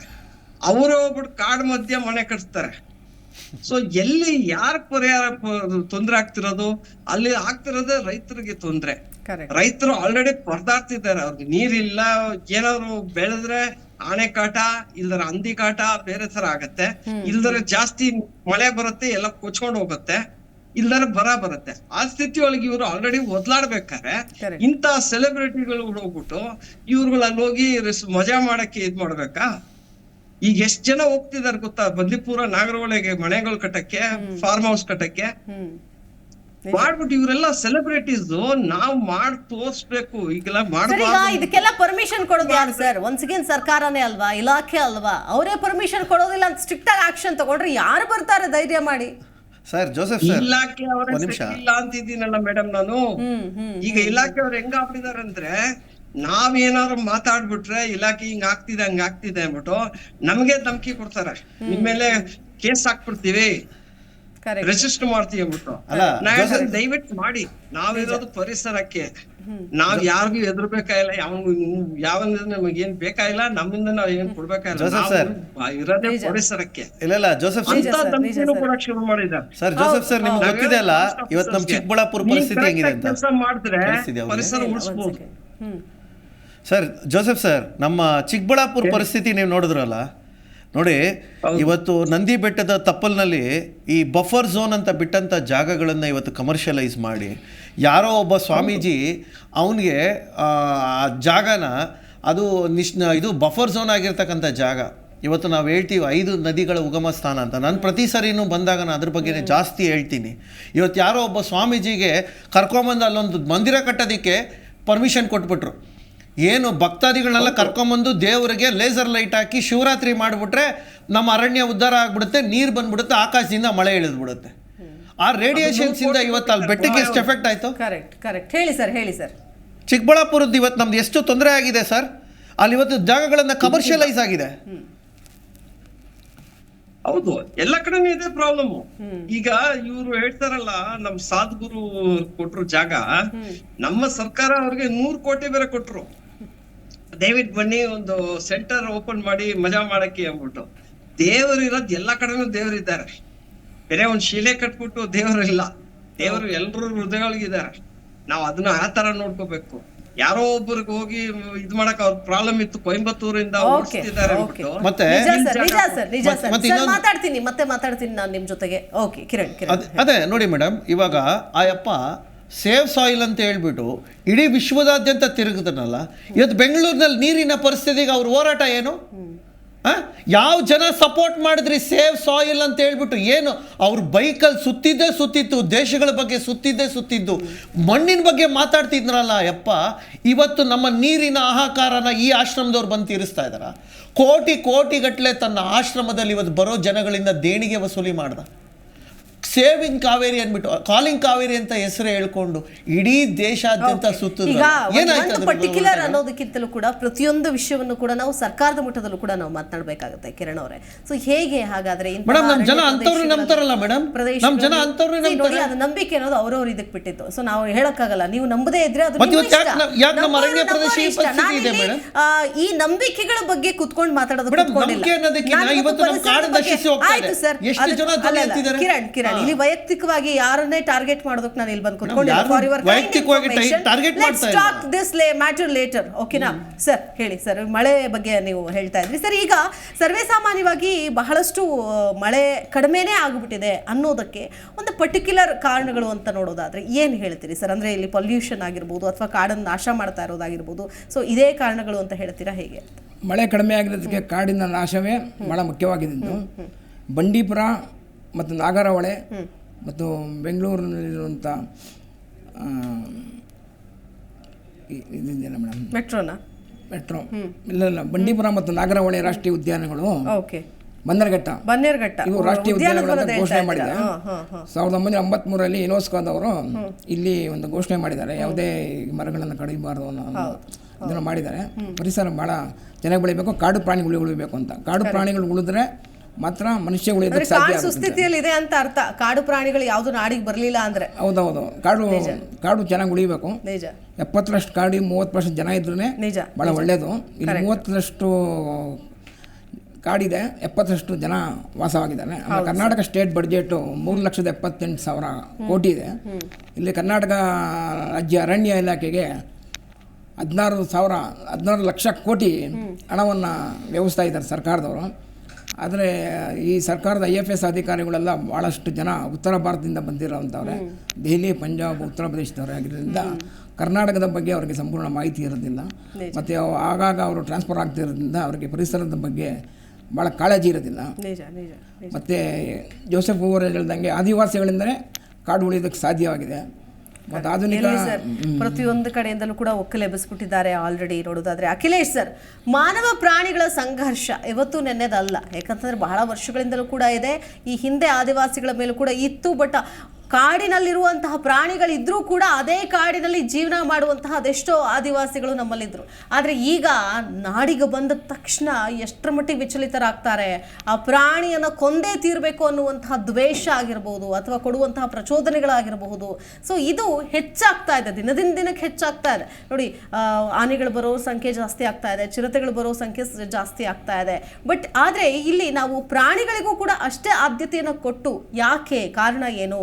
ಆನೆ ಕಾರಿಡಾರ್ ಆಗಿರ್ಬೋದು, ಮತ್ತೊಂದಾಗಿರ್ಬೋದು ಈ ಕಡೆ, ಯಾಕಂದರೆ ಹಣ ಇದೆ ನೋಡಿ. IFS ಅನ್ನೋದು ಒಂದು ಅತ್ಯದ್ಭುತವಾದ ಇಲಾಖೆ. ಅದ್ರ ಜೊತೆಗೆ IAS IPS ಹೋಗೋ ಥರ IFSಗೆ ಹೋಗ್ಬೇಕು, ನಾನು ಫಾರೆಸ್ಟ್ ಸರ್ವಿಸ್ ಮಾಡಬೇಕು ಅಂತೇಳಿ ಅದ್ರ ಪ್ಯಾಷನ್ ಇಟ್ಕೊಂಡು ಬರುವಂತಹ ಎಷ್ಟೋ ಅಧಿಕಾರಿಗಳು ನಾವು ನೋಡಿದ್ದೀವಿ, ಸಿನಿಮಾಗಳನ್ನು ನೋಡಿದ್ದೀವಿ. ಅದರಲ್ಲೂ ಕೂಡ ವಿಶೇಷವಾಗಿ ಅಣ್ಣಾವ್ರ ಸಿನಿಮಾನ ನಾವು ಗಮನಿಸ್ಕೊಳ್ಬೋದು, ನೆನಪಿಸ್ಕೊಳ್ಬೋದು ಈ ಸಂದರ್ಭದಲ್ಲಿ. ಆದರೆ ಈ ಅಧಿಕಾರಿಗಳು ಒಂದು ಕಡೆ, ಜೊತೆಗೆ ಸರ್ಕಾರಗಳ ಕ್ರಮಗಳು, ಅಂದರೆ ನಾನೇನು ಮಾನವ ಪ್ರಾಣಿ ಸಂಘರ್ಷ ಅಂತ ಹೇಳದ್ನಲ್ಲ, ಈ ನಿಟ್ಟಿನಲ್ಲಿ ಕಂಟ್ರೋಲ್ ತಪ್ಪು ಹೋಗ್ತಾ ಇದೆಯಾ ಅಂತ? ಈಗ ನೋಡಿ ಮೇಡಮ್, ಈಗ ಹುಲಿ ಯೋಜನೆ ಬರಕ್ ಮುಂಚೆ ನಾಗರಹೊಳೆ, ಬಂಡೀಪುರ ಈ ಭಾಗದಲ್ಲಿ ಹುಲಿಗಳ ಸಂಖ್ಯೆ ಬೆರಳೆಣಿಕೆ ಅಷ್ಟು ಇತ್ತು. ಹೌದು. ಇವರು ಅದನ್ನ ಪ್ರವಾಸೋದ್ಯಮವಾಗಿ ಪರಿವರ್ತನೆ ಮಾಡಿದ ಮೇಲೆ ಆರ್ಟಿಫಿಷಿಯಲ್ ಆಗಿ ನೋಡಿ, ಇವತ್ತು ನಾಗರಹೊಳೆ, ಬಂಡೀಪುರ ಭಾಗದಲ್ಲಿ ಈಗ ನೀರಿಲ್ಲ ಜಿಂಕೆಗೆ ಅಂತ ಹೇಳಿ ಜಿಂಕೆಗೆ ನೀರ್ ಕೊಡ್ತಾರೆ. ಆರ್ಟಿಫಿಷಿಯಲ್ ಆಗಿ ಇವರು ನೀರನ್ನ ಸಪ್ಲೈ ಮಾಡ್ತಾರೆ. ಕರೆಕ್ಟ್. ನೈಸರ್ಗಿಕ ಚಕ್ರದಲ್ಲಿ ಈಗ ಸಾಂಬಾರ್ ಬೇರೆ ಮತ್ತೆ ಜಿಂಕೆ ಬೇರೆ. ಹೌದು. ಜಿಂಕೆಗೆ ನೀರಿಲ್ಲದೆ ಬದುಕಲ್ಲ, ಅದು ನೈಸರ್ಗಿಕವಾಗಿ ಸತ್ತೋಗುತ್ತೆ. ನೀರು ನೀವು ಆರ್ಟಿಫಿಷಿಯಲ್ ಆಗಿ ಇವರು ಕೊಡ್ತಾ ಹೋದ್ರೆ ಜಿಂಕೆಗಳ ಸಂಖ್ಯೆ ಜಾಸ್ತಿ ಆಗುತ್ತೆ. ಪ್ರೇ ಸಂಖ್ಯೆ ಜಾಸ್ತಿ ಆದ ಕೂಡ ಪ್ರಿಡೇಟರ್ ಕೂಡ ಜಾಸ್ತಿ ಆಗುತ್ತೆ. ಅವಾಗ ಏನು ಅಂದ್ರೆ ಸೀಮಿತವಾಗಿ 800 ಚಿಲ್ಲರೆ ಚದರ ಕಿಲೋಮೀಟರ್ ಇರ್ತಕ್ಕಂತ ಒಂದು ಬಂಡೀಪುರ, ನಾಗರಹೊಳೆ ಇದರಲ್ಲಿ ಹುಲಿಗಳ ಸಂಖ್ಯೆ ಪ್ರೇ ಜಾಸ್ತಿ ಆದಂಗೆ, ಬಲಿ ಪ್ರಾಣಿಗಳ ಸಂಖ್ಯೆ ಜಾಸ್ತಿ ಸಿಕ್ಕಂಗೆ ಅವು ತಮ್ಮ ಏನು ಬೇಟೆಗಾರ ಪ್ರಾಣಿಗಳು ತಮ್ಮ ಸಂತತಿಯನ್ನು ಹೆಚ್ಚಿಕೊಳ್ತವೆ. ಹೌದು. ಅವಾಗ ಏನಾಗುತ್ತೆ ಅಂತಂದ್ರೆ ನೈಸರ್ಗಿಕ ನಿಯಂತ್ರಣ ತಪ್ಪೋಗುತ್ತೆ. ಯಾವುದೇ ಇದರಲ್ಲೂ ನೈಸರ್ಗಿಕವಾಗಿ ಮಾನವ ಹಸ್ತಕ್ಷೇಪ ಇಲ್ಲದೆ ಇರ್ತಕ್ಕಂತ ಕಾಡಿದೆಯಲ್ಲ, ಅದನ್ನ ಕಾಡು ಅಂತ ಹೇಳ್ಬೋದು. ನೀವು ಅಲ್ಲಿ ಹೋಗಿ ಹುಲಿಗೆ ನೀರ್ ಕೊಡ್ತೀನಿ, ಜಿಂಕೆಗೆ ನೀರ್ ಕೊಡ್ತೀನಿ ಅಂತ ನೀವು ಕಾಡೊಳಗೆ ಹೋದ್ರೆ ಅವಾಗ ಜಿಂಕೆಗಳ ಸಂಖ್ಯೆ ಜಾಸ್ತಿ ಆಗುತ್ತೆ, ಅದ್ರ ಹಿಂದಕ್ಕೆ ಹುಲಿಗಳ ಸಂಖ್ಯೆ ಜಾಸ್ತಿ ಆಗುತ್ತೆ. ಆ ಹುಲಿಗಳಿಗೆ ಅಲ್ಲಿ ಇರಕ್ಕೆ ಆಗಲ್ಲ, ಒತ್ತಡ ಬರುತ್ತೆ. ವಯಸ್ಸಾದ ಹುಲಿಗಳು ಹೊರಗಡೆ ಬರ್ತವೆ, ಅದರಿಂದ ಕಾನ್ಫ್ಲಿಕ್ಟ್ ಜಾಸ್ತಿ ಆಗುತ್ತೆ. ಹಳ್ಳಿಗಳಿಗೆ ಬರ್ತವೆ, ಮೇಯರ್ನ ದನಗಳನ್ನ ಹಿಡಿತವೆ. ಈ ತರದ ಅದ್ರ ಚೈನ್ ರಿಯಾಕ್ಷನ್ ಇದು. ಏನು ಅಂತಂದ್ರೆ ಇದು ಕಾಡು ಅರಣ್ಯ, ವಿಶ್ವ ಅರಣ್ಯ ದಿವಸಕ್ಕೆ ನಾನು ಬಹಳ ಮುಖ್ಯವಾಗಿ ಹೇಳ್ಬೇಕಾದ ವಿಚಾರ ಏನು ಅಂತಂದ್ರೆ, ನೋ ಗೋ ಫಾರೆಸ್ಟ್ ಅಂತ ಮಾಡ್ಬೇಕು. ನಾವು ಮನುಷ್ಯರು ಅಲ್ಲಿ ಹೋಗ್ಬಾರ್ದು. ಇಡೀ ವ್ಯವಸ್ಥೆ ತನ್ನಿಗೆ ತಾನೇ ಸರಿ ಮಾಡ್ಕೊಳತ್ತದು. ನಾವು ಹೋಗೋದ್ರಿಂದ ಅಲ್ಲಿ ಹಾನಿಯೇ ಆಗ್ತದೆ ವಿನಃ ಅಲ್ಲಿ ಒಳ್ಳೇದಾಗೋದಿಲ್ಲ. ಅದಕ್ಕೆ ನೇಚರಿಗೆ ಗೊತ್ತಿದೆ ಅದು, ನಾನು ಏನು ಮಾಡ್ಕೋಬೇಕು, ಹುಲಿಯನ್ನ ಹೆಂಗ್ ನಿಯಂತ್ರಣದಲ್ಲಿ ಇಡ್ಬೇಕು, ಜಿಂಕೆಗಳನ್ನ ಹೆಂಗ್ ನಿಯಂತ್ರಣದಲ್ಲಿ ಇಡ್ಬೇಕು, ಮಾನವನ ಇದನ್ನ ಹೆಂಗ್ ನಿಯಂತ್ರಣ ಇಡಬೇಕು, ನೀರ್ ಎಷ್ಟು ಕೊಡ್ಬೇಕು, ಅಷ್ಟು ಈ ಟೆಕ್ನಾಲಜಿ ಅಷ್ಟು ನೇಚರಿಗೆ ಗೊತ್ತಿದೆ. ನಾವು ಎಲ್ಲಿ ಫೇಲ್ ಆಗ್ತಾ ಇದೆ ಅಂತಂದ್ರೆ, ನಾವು ಎಲ್ಲಿ ಹ್ಯೂಮನ್ ಇಂಟರ್ಫಿಯರೆನ್ಸ್ ಆಗುತ್ತೆ, ಮನುಷ್ಯನ ಬುದ್ಧಿವರ್ತಿತನ ಎಲ್ಲಿ ನಾವು ಅಲ್ಲಿ ಹೋಗ್ತೀವಿ, ನಾನು ಸರಿ ಮಾಡ್ತೀನಿ, ನಾನು ಬುದ್ಧಿವಂತ, ನಾನು ವಿದ್ಯಾವಂತ, ನನಗೆ ತಂತ್ರಜ್ಞಾನ ಗೊತ್ತಿದೆ, ನನಗೆ ವಿಜ್ಞಾನ ಗೊತ್ತಿದೆ ಅಂತ ಹೇಳಿ ನಾವು ಬಹಳ ಅಹಂಕಾರದಿಂದ ನಾವು ಹೋಗಿ ಇದನ್ನ ಸರಿ ಮಾಡ್ತೀವಿ ಅಂತ ಹೋಗ್ತೀವಲ್ಲ, ಅಲ್ಲೇ ತಪ್ಪಾಗ್ತಾ ಇರೋದು. ಈಗ ಜಿಂಕೆಗಳು ನೀರಿಲ್ದೆ ಸಾಯ್ತವೆ, ಅವಾಗ ಅವ್ರ ಸಂಖ್ಯೆ ಕಡಿಮೆ ಆಗುತ್ತೆ. ಬಲಿ ಪ್ರಾಣಿಗಳ ಸಂಖ್ಯೆ ಕಡಿಮೆ ಆದಂಗೆ ಬೇಟೆ ಪ್ರಾಣಿಗಳ ಸಂಖ್ಯೆನೂ ಕಡಿಮೆ ಆಗುತ್ತೆ. ಬರ ಅನ್ನೋದು ನೈಸರ್ಗಿಕವಾಗಿ ಬರ್ತಕ್ಕಂತ ಒಂದು ಸೈಕಲ್ ಅದು. ಆ ಬರಗಾಲದಲ್ಲಿ ಹೋಗಿ ನೀವು ಆರ್ಟಿಫಿಷಿಯಲ್ ಆಗಿ ಬೋರ್ವೆಲ್ ಹೊಡೆದು ನೀರ್ ಕೊಟ್ರೆ ಅದು ನಾವು ನೇಚರ್ಗೆ ಇಂಟರಪ್ಷನ್ ಮಾಡ್ದಂಗ ಆಗುತ್ತದು. ಆತರ ಮಾಡಬಾರ್ದು. ನಮ್ಮ ಕೆಲಸ ಏನಿರ್ಬೇಕು ಅಂತಂದ್ರೆ, ನಮ್ಮ IFS ಆಫೀಸರ್ಗಳಾಗ್ಲಿ, ಅರಣ್ಯ ಮಂತ್ರಿಗಳಾಗ್ಲಿ, ಅರಣ್ಯ ಇಲಾಖೆಯವರಾಗ್ಲಿ, ಇಕಾಲಜಿ ಇಲಾಖೆಯವರಾಗ್ಲಿ ಅಂದ್ರೆ ಇಕಾಲಜಿ ಈಸ್ ಇಕಾನಮಿ ಅಂತ ಸುಂದರನಾಥ್ ಬಹುಗುಣ ಹೇಳಿದ್ರಲ್ಲ, ಅದು ಮುನ್ನೆಲೆಗೆ ಬರ್ಬೇಕು. ಈಗ ಎಷ್ಟು ರಾಜಕಾರಣಿಗಳು ಒಪ್ಕೊಳ್ತಾರೆ ಸರ್ ಇವತ್ತಿನ ದಿನ? ಅಲ್ಲ ಮೇಡಮ್, ಇನ್ನೊಂದು ನಾನು ಹೇಳ್ತೀವಿ, ಬನ್ನೇರ್ಘಟ್ಟ ಪ್ರದೇಶ, ಬನ್ನೇರ್ಘಟ್ಟ ಅರಣ್ಯ ಪ್ರದೇಶ, ಆನೆಕಲ್ಲು, ಬನ್ನೇರ್ಘಟ್ಟ ಜಿಗಣಿ, ಇವಾಗ ಜಿಗಣಿ ಕೈಗಾರಿಕಾ ಪ್ರದೇಶವನ್ನಾಗಿ ಅರಣ್ಯ ಪಕ್ಕದಲ್ಲೇ ಅದನ್ನ ಮಾಡಿದ್ದಾರೆ. ಒಂದು ಕಾಲದಲ್ಲಿ ಅಂದ್ರೆ ಒಂದು 20-30 ವರ್ಷದಿಂದ ಒಂದೊಂದು ಆನೆಗಳ ಜಾಡು 70ರಿಂದ 80 ಸತತವಾಗಿ 300-400 ಗುಂಪುಗಳಾಗಿ ವಿಸ್ತಾರ ಆಗ್ತಿದ್ವು ಆನೆಗಳು. ಈಗಲೂ ನೀವು ರಾಗಳ್ಳಿ ಬೆಟ್ಟದ ಹತ್ರ ಹೋದ್ರೆ ಒಂದು 30 ಆನೆಗಳ ಒಂದೊಂದು ಗುಂಪುಗಳು ಸಿಗುತ್ತೆ. ಅಂತ ಗುಂಪುಗಳಿದ್ದಂಥ ಆನೆ ಎಲಿಫೆಂಟ್ ಕಾರಿಡಾರ್ ಬನ್ನೇರ್ಘಟ್ಟ ಇಂದ ಪ್ರಾರಂಭ ಆದರೆ ಎಲ್ಲಿವರೆಗೂ ಸಂಚಾರ ಮಾಡ್ತಿತ್ತು ಅರಣ್ಯಕ್ಕೆ. ಅವಾಗ ಎಲಿಫೆಂಟ್ ಕಾರಿಡಾರ್ಸ್, ಆ ಎಲಿಫೆಂಟ್ ಕಾರಿಡಾರ್ಸ್ಗಳನ್ನೆಲ್ಲ ಮುಚ್ಚಾಕಿದ್ರಿ. ಕೆಲವಾರು ವಿದ್ಯಾಸಂಸ್ಥೆಗಳು ಕೊಟ್ಟರು, ಕೆಲವು ಆಶ್ರಮಗಳು ಕೊಟ್ಟು. ತೂರಹಳ್ಳಿ ಫಾರೆಸ್ಟು ಎಷ್ಟು ವನ್ಯಜೀವಿಗಳನ್ನು ಒಳಗೊಂಡಿದ್ದಂಥ ಫಾರೆಸ್ಟ್ ಅದು. ಅದ್ರ ಮಧ್ಯೆ ಇವಾಗ ಅಲ್ಲೊಂದು ಆಶ್ರಮ ಕಟ್ಟಿದ್ರು. ಅದಾದ್ಮೇಲೆ ನೆಕ್ಸ್ಟ್ ಇನ್ನೊಂದು ಸ್ವಲ್ಪ ಅರಣ್ಯ ಪ್ರದೇಶ ಉಳಿಸ್ಕೊಂಡಿದ್ದಾರೆ. ಅದು ಯಾವತ್ತು ಕಬ್ಬಳಿಕೆ ಆಗುತ್ತೋ ಗೊತ್ತಿಲ್ಲ. ಆ ಕಬ್ಬಳಿಕೆ ಆದ್ಮೇಲೆ ನೆಕ್ಸ್ಟ್ ಅಲ್ಲಿ ಬಂದು ನೈಸ್ ರೋಡ್ ಪ್ರಾಜೆಕ್ಟ್ ಬಂತು. ಈಗ ನೋಡಿ, ಅರಣ್ಯ ಪ್ರದೇಶಗಳಿಗೆ ಆನೆಗಳು ಓಡಾಡ್ತಾ ಇದ್ದಂಥ ಸಂಚಾರಗಳನ್ನೆಲ್ಲ ಇವರು ಕಟ್ ಮಾಡ್ಕೊಳ್ತಾ ಬಂದರು. ಆನೆ ಎಷ್ಟರ ಮಟ್ಟಿಗೆ ಸಂಚಾರ ಮಾಡ್ತಿತ್ತು ಅಂದರೆ, ಇಲ್ಲಿಂದ ನಾಗ್ಪುರ ನಮ್ಮ ಇದ್ರವರೆಗೂ, ನಾರ್ತ್ ಇಂಡಿಯಾ, ಈಸ್ಟ್ ಇಂಡಿಯಾ ಇದ್ರವರೆಗೂ ನಮ್ಮ ಆನೆಗಳು ಸಂಚಾರ ಮಾಡಿ ಹೋಗ್ತಿತ್ತು. ಇದೆಲ್ಲ ಹೇಗೆ ಪರಿಗಣನೆಗೆ ಬಂತು? ಗಣತಿ, ಒಂದು ಆನೆ ಗಣತಿ ಮಾಡಿದಾಗ ಬೆಳಕಿಗೆ ಬಂದಿದೆ. ಎಕ್ಸಾಕ್ಟ್ಲಿ. ಹೂವರ್ ಸರ್, ಈಗ ಒಂದು ಕಡೆ ಪರಿಸರ, ಅದರ ಪ್ರಕೃತಿ, ವನ್ಯಜೀವಿ ಸಂರಕ್ಷಣೆಗೆ ನಾವೆಲ್ಲರೂ ಮುಂದಾಗಬೇಕು ಅಂತ ಪಾಪ ನಮ್ಮ ಅರಣ್ಯ ಸಚಿವರಾದಂತಹ ಈಶ್ವರ್ ಖಂಡ್ರೆ ಅವರು ಸಲಹೆ ಕೊಟ್ಟಿದ್ದಾರೆ, ಒಂದಷ್ಟು ತಂತ್ರಜ್ಞಾನವನ್ನು ನಾವು ತೆಗೆದುಕೊಂಡು ಬರ್ತೀವಿ ಅನ್ನುವಂಥ ನಿಟ್ಟಿನಲ್ಲಿ. ಸೊ ಈಗ ಅಖಿಲೇಶ್ ಚಿಪ್ಲಿ ಅವರು ಕೂಡ ಹೇಳಿದ್ರು, ನಾವು ಅಲ್ಲಿ ಹೋಗದೇ ಇದ್ರೇನೆ ಅದು ಮುಂದುವರಿಯುತ್ತೆ, ಉದ್ಧಾರ ಆಗತ್ತೆ, ನಾವು ಹೋಗದೇ ಇರೋ ಥರ ಅದನ್ನ ಫಸ್ಟ್ ರಿಸ್ಟ್ರಿಕ್ಟ್ ಮಾಡಬೇಕು, ಈ ಬದ್ಧತೆ ಬರಬೇಕು ಅಂತ. ಸರ್, ಈ ಬದ್ಧತೆ ಬರಬೇಕು ಅಂತಂದ್ರೆ ನಾವು ಜನರು ಕೂಡ ಪ್ರಶ್ನಿಸುವ ಮನೋಭಾವನೆಯನ್ನ ಇಟ್ಕೊಳ್ಬೇಕು ಅನ್ನೋದು, ಏನ್ ಹೇಳ್ತೀರಿ ಸರ್? 100%. ಯಾಕಂದ್ರೆ ಈಗ ಹೇಗಾಗ್ಬಿಡುತ್ತೆ ಅಂದ್ರೆ ನಾವು ಸಿಕ್ಕಾಪಟ್ಟೆ ಇಂಟರ್ಫಿಯರೆನ್ಸ್ ಆಗ್ಬಿಡುತ್ತೆ ಫಾರೆಸ್ಟ್ ಎಕಾಲಜಿಗಳಿಗೆ. ಈಗ ಒಂದ್ ಟೈಮ್ ಒಳಗೆ ಕೆಲವರು ಬಂದ್ಬಿಟ್ಟು ನಾವು ಸೋಲಾರ್ ಪಂಪ್ ವಾಟರ್ ಹಾಕೊಡ್ತೀವಿ, ನಮ್ ಪರ್ಮಿಷನ್ ಕೊಡಿ ಅಂದ್ಬಿಟ್ಟು ತಗೊಂಡಿದ್ರು.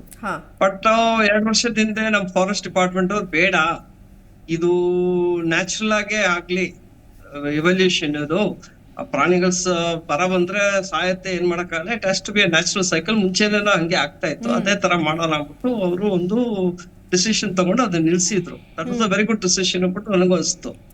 ಬಟ್ ಈಗ ಏನಾಗ್ಬಿಟ್ಟಿದೆ ಅಂದ್ರೆ ಪರಿಸ್ಥಿತಿ ನೀರಿಗೆ ಬಹಳ ತೊಂದರೆ ಆಗಿದೆ ಎಲ್ಲ ಕಡೆನು. ಸೊ ಕೆಲವು ಕಡೆಗೆ ಏನ್ ಮಾಡಿದ್ದಾರೆ ಅಂದ್ರೆ ಇವರು ಸೋಲಾರ್ ಪಂಪ್ಸ್ ಮುಂಚೆನೆ ಇದೆ, ಈಗಲೂ ಹಾಕ್ಸ್ಕೊತಿದ್ದಾರೆ, ನಮ್ಮ MMLs ಹಾಕ್ತಿದ್ದಾರೆ, ಯಾಕಂದ್ರೆ ಅಲ್ಲಿ ನೀರಿಗೆ ಬಹಳ ಕೊರತೆ ಇದೆ. ಸೊ ಎಲ್ಲಿ ನೀವು ಮ್ಯಾನೇಜ್ಮೆಂಟ್ ಮಾಡ್ಬೇಕು, ಎಲ್ಲಿ ನಾವು ಬ್ಯಾಲೆನ್ಸ್ ಮಾಡ್ಕೊಂಡ್ ಬರ್ಬೇಕು, ಅಲ್ಲಿ ವಿ ಕ್ಯಾನ್ ಇಂಟರ್ಫಿಯರ್. ಬಟ್ ಎಷ್ಟು ಮಟ್ಟಕ್ಕೆ ಆಗ್ಬಿಟ್ಟಿದೆ ಅಂದ್ರೆ interference, we are imbalancing the thing. ಚಿಪ್ಲಿ ಹೇಳ್ದಂಗೆ, ಬಿಕಾಸ್ ಜಿಂಕೆಗಳು ಅದಾಗೆ ನ್ಯಾಚುರಲ್ ಆಗಿ ಸಾಯ್ಬೇಕು, ಅದು ಜಾಸ್ತಿ ನಂಬರ್ ಇದ್ದಾಗ ಟೈಗರ್ಸ್ ಲೆಪರ್ಡ್ಸ್ ಜಾಸ್ತಿ ನಂಬರ್ಸ್ ಆಗತ್ತೆ, ಅದು ಸ್ಮಾಲರ್ ಟೆರಿಟರಿಗೆ ಅಡ್ಯಾಪ್ಟ್ ಮಾಡ್ಕೊಂಡು ಅದು ಉಳ್ಕೊಂಡ್ ಬರುತ್ತೆ ಅಂತ ಆಗ್ತಾ ಇರತ್ತದು.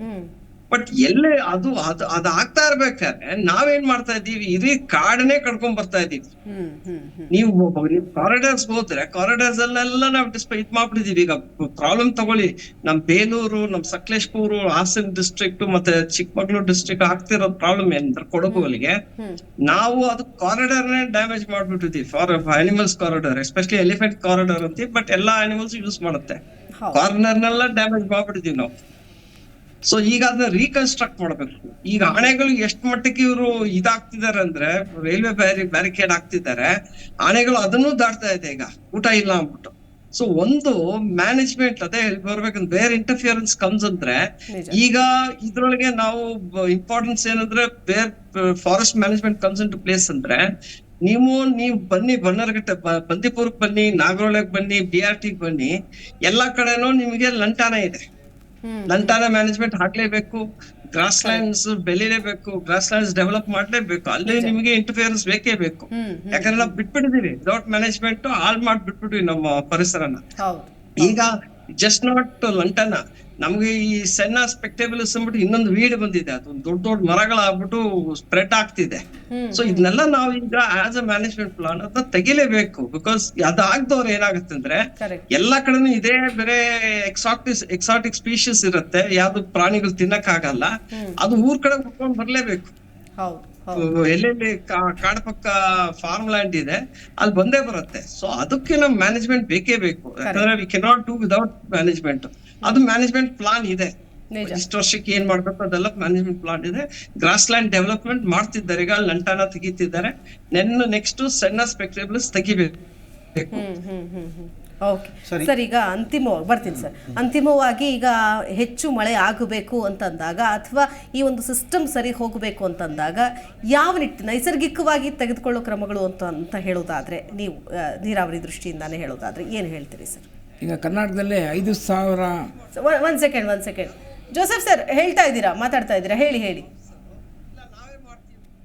ಸರ್. ನಿಮ್ ಧ್ವನಿ ಕೇಳ್ತಾ ಇಲ್ಲ, ಮ್ಯೂಟ್ ಆಗಿದೆ, ಬಹುಶಃ ಅನ್ಮ್ಯೂಟ್ ಮಾಡಿ ಮಾತಾಡಿ, ನನ್ನ ಧ್ವನಿ ನಿಮಗೆ ಕೇಳಿಸ್ತಾ ಇದ್ರೆ. ಓಕೆ, ಎಸ್ ಸರ್, ಹೇಳಿ ಸರ್. ಈ ಕರ್ನಾಟಕದಲ್ಲಿ 5,000 ಬೆಳ್ಕೊಂಡ್ ಬರ್ತಿದೆ ಈಗಲೂ.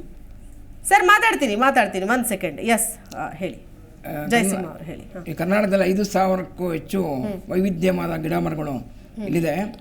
ಈ ಕಾಡನ್ನು ಉಳಿಸಬೇಕು ಅಂತಂದರೆ ಬಂಡೀಪುರ ಮತ್ತು ನಾಗರಹೊಳೆಯಲ್ಲಿ ಸಂಪೂರ್ಣವಾಗಿ ಎಲ್ಲ ಥರದ ಬಿಸ್ನೆಸ್ನ ಎಲ್ಲ ನಿಲ್ಲಿಸಬೇಕು ಸರ್ಕಾರದವರು. ಯಾವುದೇ ರಿಸಾರ್ಟ್ಸ್ಗೆ ಪರ್ಮಿಷನ್ ಕೊಡಬಾರ್ದು. ಮತ್ತು ಕಾಡಿಂದನೇ ಈ ನೀರಾವರಿ ಡ್ಯಾಮ್ಗಳನ್ನು ಕಟ್ಟಿರೋದ್ರಿಂದ ಕರ್ನಾಟಕ KRS ಅಲ್ಲಿ 125 ಅಡಿ ಇದೆ. 10 ಅಡಿ ನೀರನ್ನು ಮತ್ತೆ ರೀಸೈಕ್ಲಿಂಗ್ ಮಾಡಿ ಮತ್ತೆ ಕುಡಿಯೋದಕ್ಕೆ ಮತ್ತು ವ್ಯವಸಾಯಕ್ಕೆ ಅಲ್ಲದೆ ಕಾಡನ್ನು ಉಳಿಸೋದಕ್ಕೊಂದು ಮಾತ್ರ ಕೊಡ್ಬೋದು. 525 ಅಡಿ ಇದರೊಳಗಿದೆ ಕೃಷ್ಣ ಅಚ್ಚುಕಟ್ಟು ಪ್ರದೇಶ ಆಗಿದ್ದಿದೆ. ಆ ನೀರನ್ನು ವಾಪಸ್ 25 ಅಡಿ ವಾಪಸ್ ಕೊಂಡ್ರೆ ಅಲ್ಲಿ ಭಾಳಷ್ಟು ಉತ್ತರ ಕನ್ನಡದಲ್ಲಿ ಬಹಳಷ್ಟು ಇಲ್ಲಿ ಜನಕ್ಕೆ ನೀರೇ ಇಲ್ಲ, ನೀರು ಬೇಕು 25 ಅಡಿ ನೀರು ಕೊಟ್ರೆ ಪರಿಸರ ಉಳಿಯುತ್ತೆ. ಪರಿಸರದಿಂದ ಕಾಡಿಂದ ಮತ್ತೆ ಮಳೆ ಜಾಸ್ತಿ ಆಗುತ್ತೆ, ಅಂತರ್ಜಲ ಮಟ್ಟ ಜಾಸ್ತಿ ಆಗುತ್ತೆ. ನಿಜ, ನೀವು ಹೇಳೋದೊಂದು ಆ ಸೈಕಲ್ ಕರೆಕ್ಟ್ ಆಗಿದೆ, ಬಟ್ ಅದೇ ಆ ಎಕ್ಸಿಕ್ಯೂಷನ್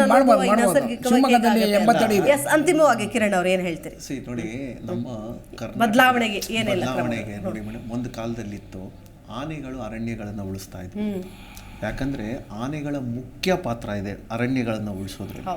ಎಲಿಫೆಂಟ್ ಕಾರಿಡಾರ್ಸ್ ಅಂತ ನಾವು ಇವತ್ತು ಏನು ಹೇಳ್ತೀವಿ, ಅವು ಸಂಚಾರ ಮಾಡ್ತಿದ್ದಂಥ ಜಾಗಗಳಲ್ಲಿ ಇವತ್ತು ನಾವೇನು ಸೀಡ್ ಬಾಲ್ಸು, ಈ ಯಾವುದಾವುದು ಟೆಕ್ನಾಲಜಿಗಳು ತರ್ತಿದ್ವಲ್ಲ, ಅದು ಆ ಕಾಲದಲ್ಲೇ ಪ್ರಾಣಿಗಳಿಂದ ಆಗ್ತಿತ್ತು. ಆನೆ ಇವತ್ತು ತಾನು ತಿಂದರೆ 30% ಇಟ್ಬಿಟ್ಟು 60% ಅದು ತನ್ನ ಇದು ಡಂಗಲ್ಲೇ ಆಚೆ ಬರುತ್ತೆ. ಆ ಬೀಜಗಳು ಬಿದ್ದಂತಹ ಜಾಗಗಳು, ಎಲಿಫೆಂಟ್ ಕಾರಿಡಾರ್ಸ್ ಅಂತ ಏನು ಹೇಳ್ತಾ ಇದ್ರು, ಬಿದ್ದಂಥ ಜಾಗಗಳಲ್ಲಿ ಮರಗಳು ಹುಡ್ತಾ ಇದ್ವು, ಅಲ್ಲಿಂದನೇ ಕಾಡು ಅಭಿವೃದ್ಧಿ ಆಗ್ತಿತ್ತು, ಕಾಡುಗಳು ಬೆಳೀತಾ ಹೋಗ್ತಾ ಇದ್ವು. ಯಾವ ಮನುಷ್ಯನು ಬಂದ್ಬಿಟ್ಟು ಕಾಡನ್ನ ಅಭಿವೃದ್ಧಿ ಮಾಡೋದಾಗ್ಲಿ, ಕಾಡನ್ನ ಬೆಳೆಸೋದಾಗ್ಲಿ ಯಾರು ಮಾಡ್ತಾ ಇರಲಿಲ್ಲ. ಆಗಿನ ಕಾಲದಿಂದನೂ ಇದೇ ಪದ್ಧತಿಯಿಂದನೇ ಬರ್ತಾ ಇದ್ದಿದ್ದು. ಇವತ್ತು ಅದನ್ನ ನಾಶ ಮಾಡಿದ್ಯಾರು? ನಾವು ಯಾವತ್ತು ಎಲಿಫೆಂಟ್ ಕಾರಿಡಾರ್ಸ್ಗಳನ್ನ ನಾವು ಕಡಿವಾಣ ಹಾಕಿದ್ವಿ, ನಮ್ಮ ಗಣಿಗಾರಿಕೆಗಳು ಅದು ಇದು ಅಂತ ಯಾವಾಗ ಅವುಗಳ ಮೇಲೆ ನಾವು ಎಕ್ಸ್ಪೆಕ್ಟ್ ಮಾಡಿದ್ವಿ, ಇವತ್ತು ಅರಣ್ಯ ನಾಶಕ್ಕೆ ಮುಖ್ಯ ಕಾರಣಕರ್ತರು ನಾವೇ. ನಿಜ ನಿಜ sir, exactly. Okay, Akhilesh sir, ಅಂತಿಮವಾಗಿ ಏನು ಹೇಳ್ತೀರಿ ಸರ್ ಚರ್ಚೆಯಲ್ಲಿ? ಏನು ಬದಲಾವಣೆಗಳು ಅಂತ ಅಂದಾಗ ನೀವು ಹೇಳಿದ್ರಿ ನೈಸರ್ಗಿಕವಾಗಿ ಆಗಬೇಕಾದ್ ನಾವು ಏನೇ ಮಾಡಿದ್ರೂ ಸಾಧ್ಯ ಇಲ್ಲ ಅಂತ. ಬಟ್ ಆದರೆ ಇವತ್ತಿನ ಮಕ್ಕಳಿಗೆ ನೀವು ಹೇಳೋ ಪ್ರಕಾರ ಪಾಠದ ಮೂಲಕನೇ ಶುರು ಆಗಬೇಕು. ಈ ಪರಿಸರದ ಕುರಿತಾದಂತಹ ಒಂದಷ್ಟು ಚಿತ್ರಗಳನ್ನ ಜಾಸ್ತಿ ತೋರಿಸ್ಬೇಕು ಅನ್ನೋದು. ಕೇವಲ ಅನಿಮಲ್ ಪ್ಲಾನೆಟ್ ಚಾನಲ್ ನೋಡ್ತಾರೆ ಹಾಕೊಂಡು, ಅದೇ ಬನ್ನಿ ಕಾಡಿಗೆ ಹೋಗಿ ನೋಡ್ಕೊಂಡು ಬರೋಣ ಪ್ರಾಣಿಗಳು, ಮತ್ತೊಂದು ಪರಿಚಯ, ಪರಿಸರದ ಪರಿಚಯ, ಅದು ಯಾವುದು ಕೂಡ ಪ್ರಾಕ್ಟಿಕಲ್ ಆಗಿ ಯಾರು ಮಾಡಲ್ಲ, ಎಲ್ಲ ಟಿವಿಯಲ್ಲಿ ಟ್ಯಾಬಲ್ಲಿ ಮಾಡ್ಕೊಳ್ತಾರೆ ಅಷ್ಟೇ. ಏನ್ ಹೇಳ್ತೀರಿ ಸರ್?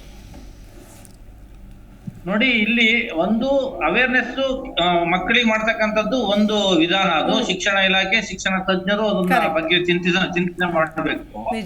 ಇಲ್ಲಿವರೆಗೂ ನಾವ್ ಏನ್ ಮಾತಾಡಿದ್ವಿ, BRT ಬಗ್ಗೆ ಮಾತಾಡಿದ್ವಿ, ಬಂಡೀಪುರ ನಾಗರಹೊಳೆ ಬಗ್ಗೆ ಮಾತಾಡಿದ್ವಿ. ನಮ್ ಜಿಲ್ಲೆಯಲ್ಲಿ ಇದಿದೆ, ಶರಾವತಿ ಲಯನ್ ಟೈಲ್ಡ್ ಮ್ಯಾಕಾಕ್ ಸೆಂಚುರಿ ಇದೆ. ಇದು 930 ಚದರ ಕಿಲೋಮೀಟರ್ ಇದೆ. ಈಗ ಶಿರ್ಸಿ ಉತ್ತರ ಕನ್ನಡ ಮತ್ತೆ ಶಿವಮೊಗ್ಗ ಜಿಲ್ಲೆಗೆ ಸೇರುತ್ತೆ. ಅಲ್ಲಿ ಇಂಟೀರಿಯರ್ ಕೇಂದ್ರ ಸ್ಥಾನದಲ್ಲಿ ಒಂದಿಷ್ಟು ಕುಟುಂಬಗಳಿದಾವೆ. ಅವರು ಕಳೆದ 20 ವರ್ಷದಿಂದ ನಮ್ಗೆ ಇಲ್ಲಿ ಬದುಕಕ್ ಆಗಲ್ಲ, ನಾವ್ ಇಲ್ಲಿಂದ ಹೊರಗಡೆ ಹೋಗ್ತೀವಿ, ದಯವಿಟ್ಟು ನಮಗೆ ನಾಗರಿಕ ಸಮಾಜದ ಎಲ್ಲಾ ಸೌಲಭ್ಯಗಳನ್ನು ಕೊಡಿ, ನಮ್ಗೊಂದಿಷ್ಟು ಕಾಂಪನ್ಸೇಷನ್ ಕೊಡಿ, ನಾವು ಬದುಕಿರ್ತೀವಿ ಅಂತ ಹೇಳ್ತಾ ಸರ್ಕಾರಗಳನ್ನು ಕೇಳ್ತಾ ಇದ್ದಾರೆ. ಆದ್ರೆ ಸರ್ಕಾರ ಅದಕ್ಕೆ ಮನಸ್ಸು ಮಾಡ್ತಾ ಇಲ್ಲ. ಯಾಕೆ ವಾಲಂಟರಿ ರಿಲೊಕೇಶನ್ ಅಂತ ಬರುತ್ತೆ.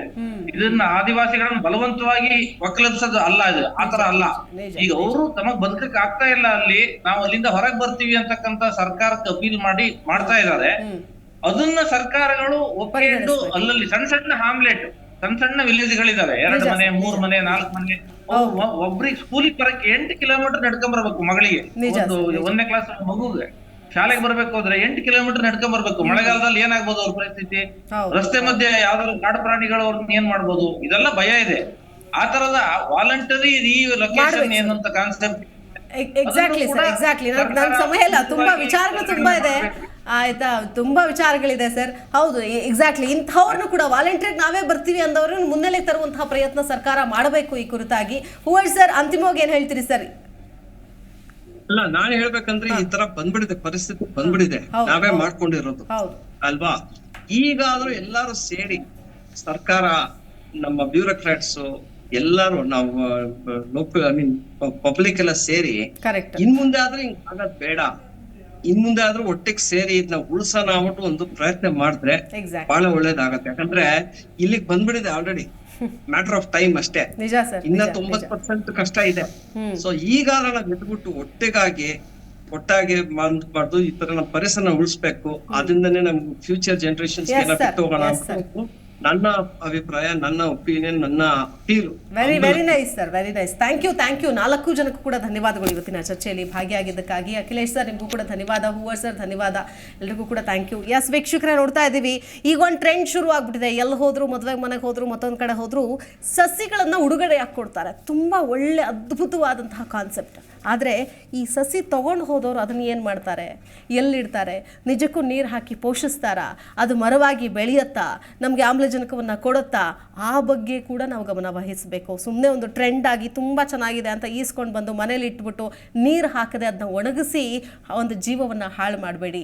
ಸೊ ನೀವು ಕೂಡ ನಿಮ್ಮ ಮನೆಯಿಂದ, ಮಕ್ಕಳಿಂದ ಶುರು ಮಾಡಿ ಈ ಒಂದು ಬದಲಾವಣೆ ಬರಲಿ. ಸರ್ಕಾರ ಕೂಡ ಉತ್ತಮವಾದಂಥ ಯೋಜನೆಗಳನ್ನು ಈ ಮೂಲಕ ತರಲಿ ಅಂತ ಹೇಳ್ತಾ ಈ ವಿಶೇಷ ಕಾರ್ಯಕ್ರಮವನ್ನು ಮುಗಿಸ್ತಾ ಇದ್ದೀನಿ. ನಮಸ್ಕಾರ. ನೋಡ್ತಾ ಇರಿ ಜೀ ಕನ್ನಡ ನ್ಯೂಸ್, ಸತ್ಯವೇ ಸುದ್ದಿಯ ಜೀವಾಳ.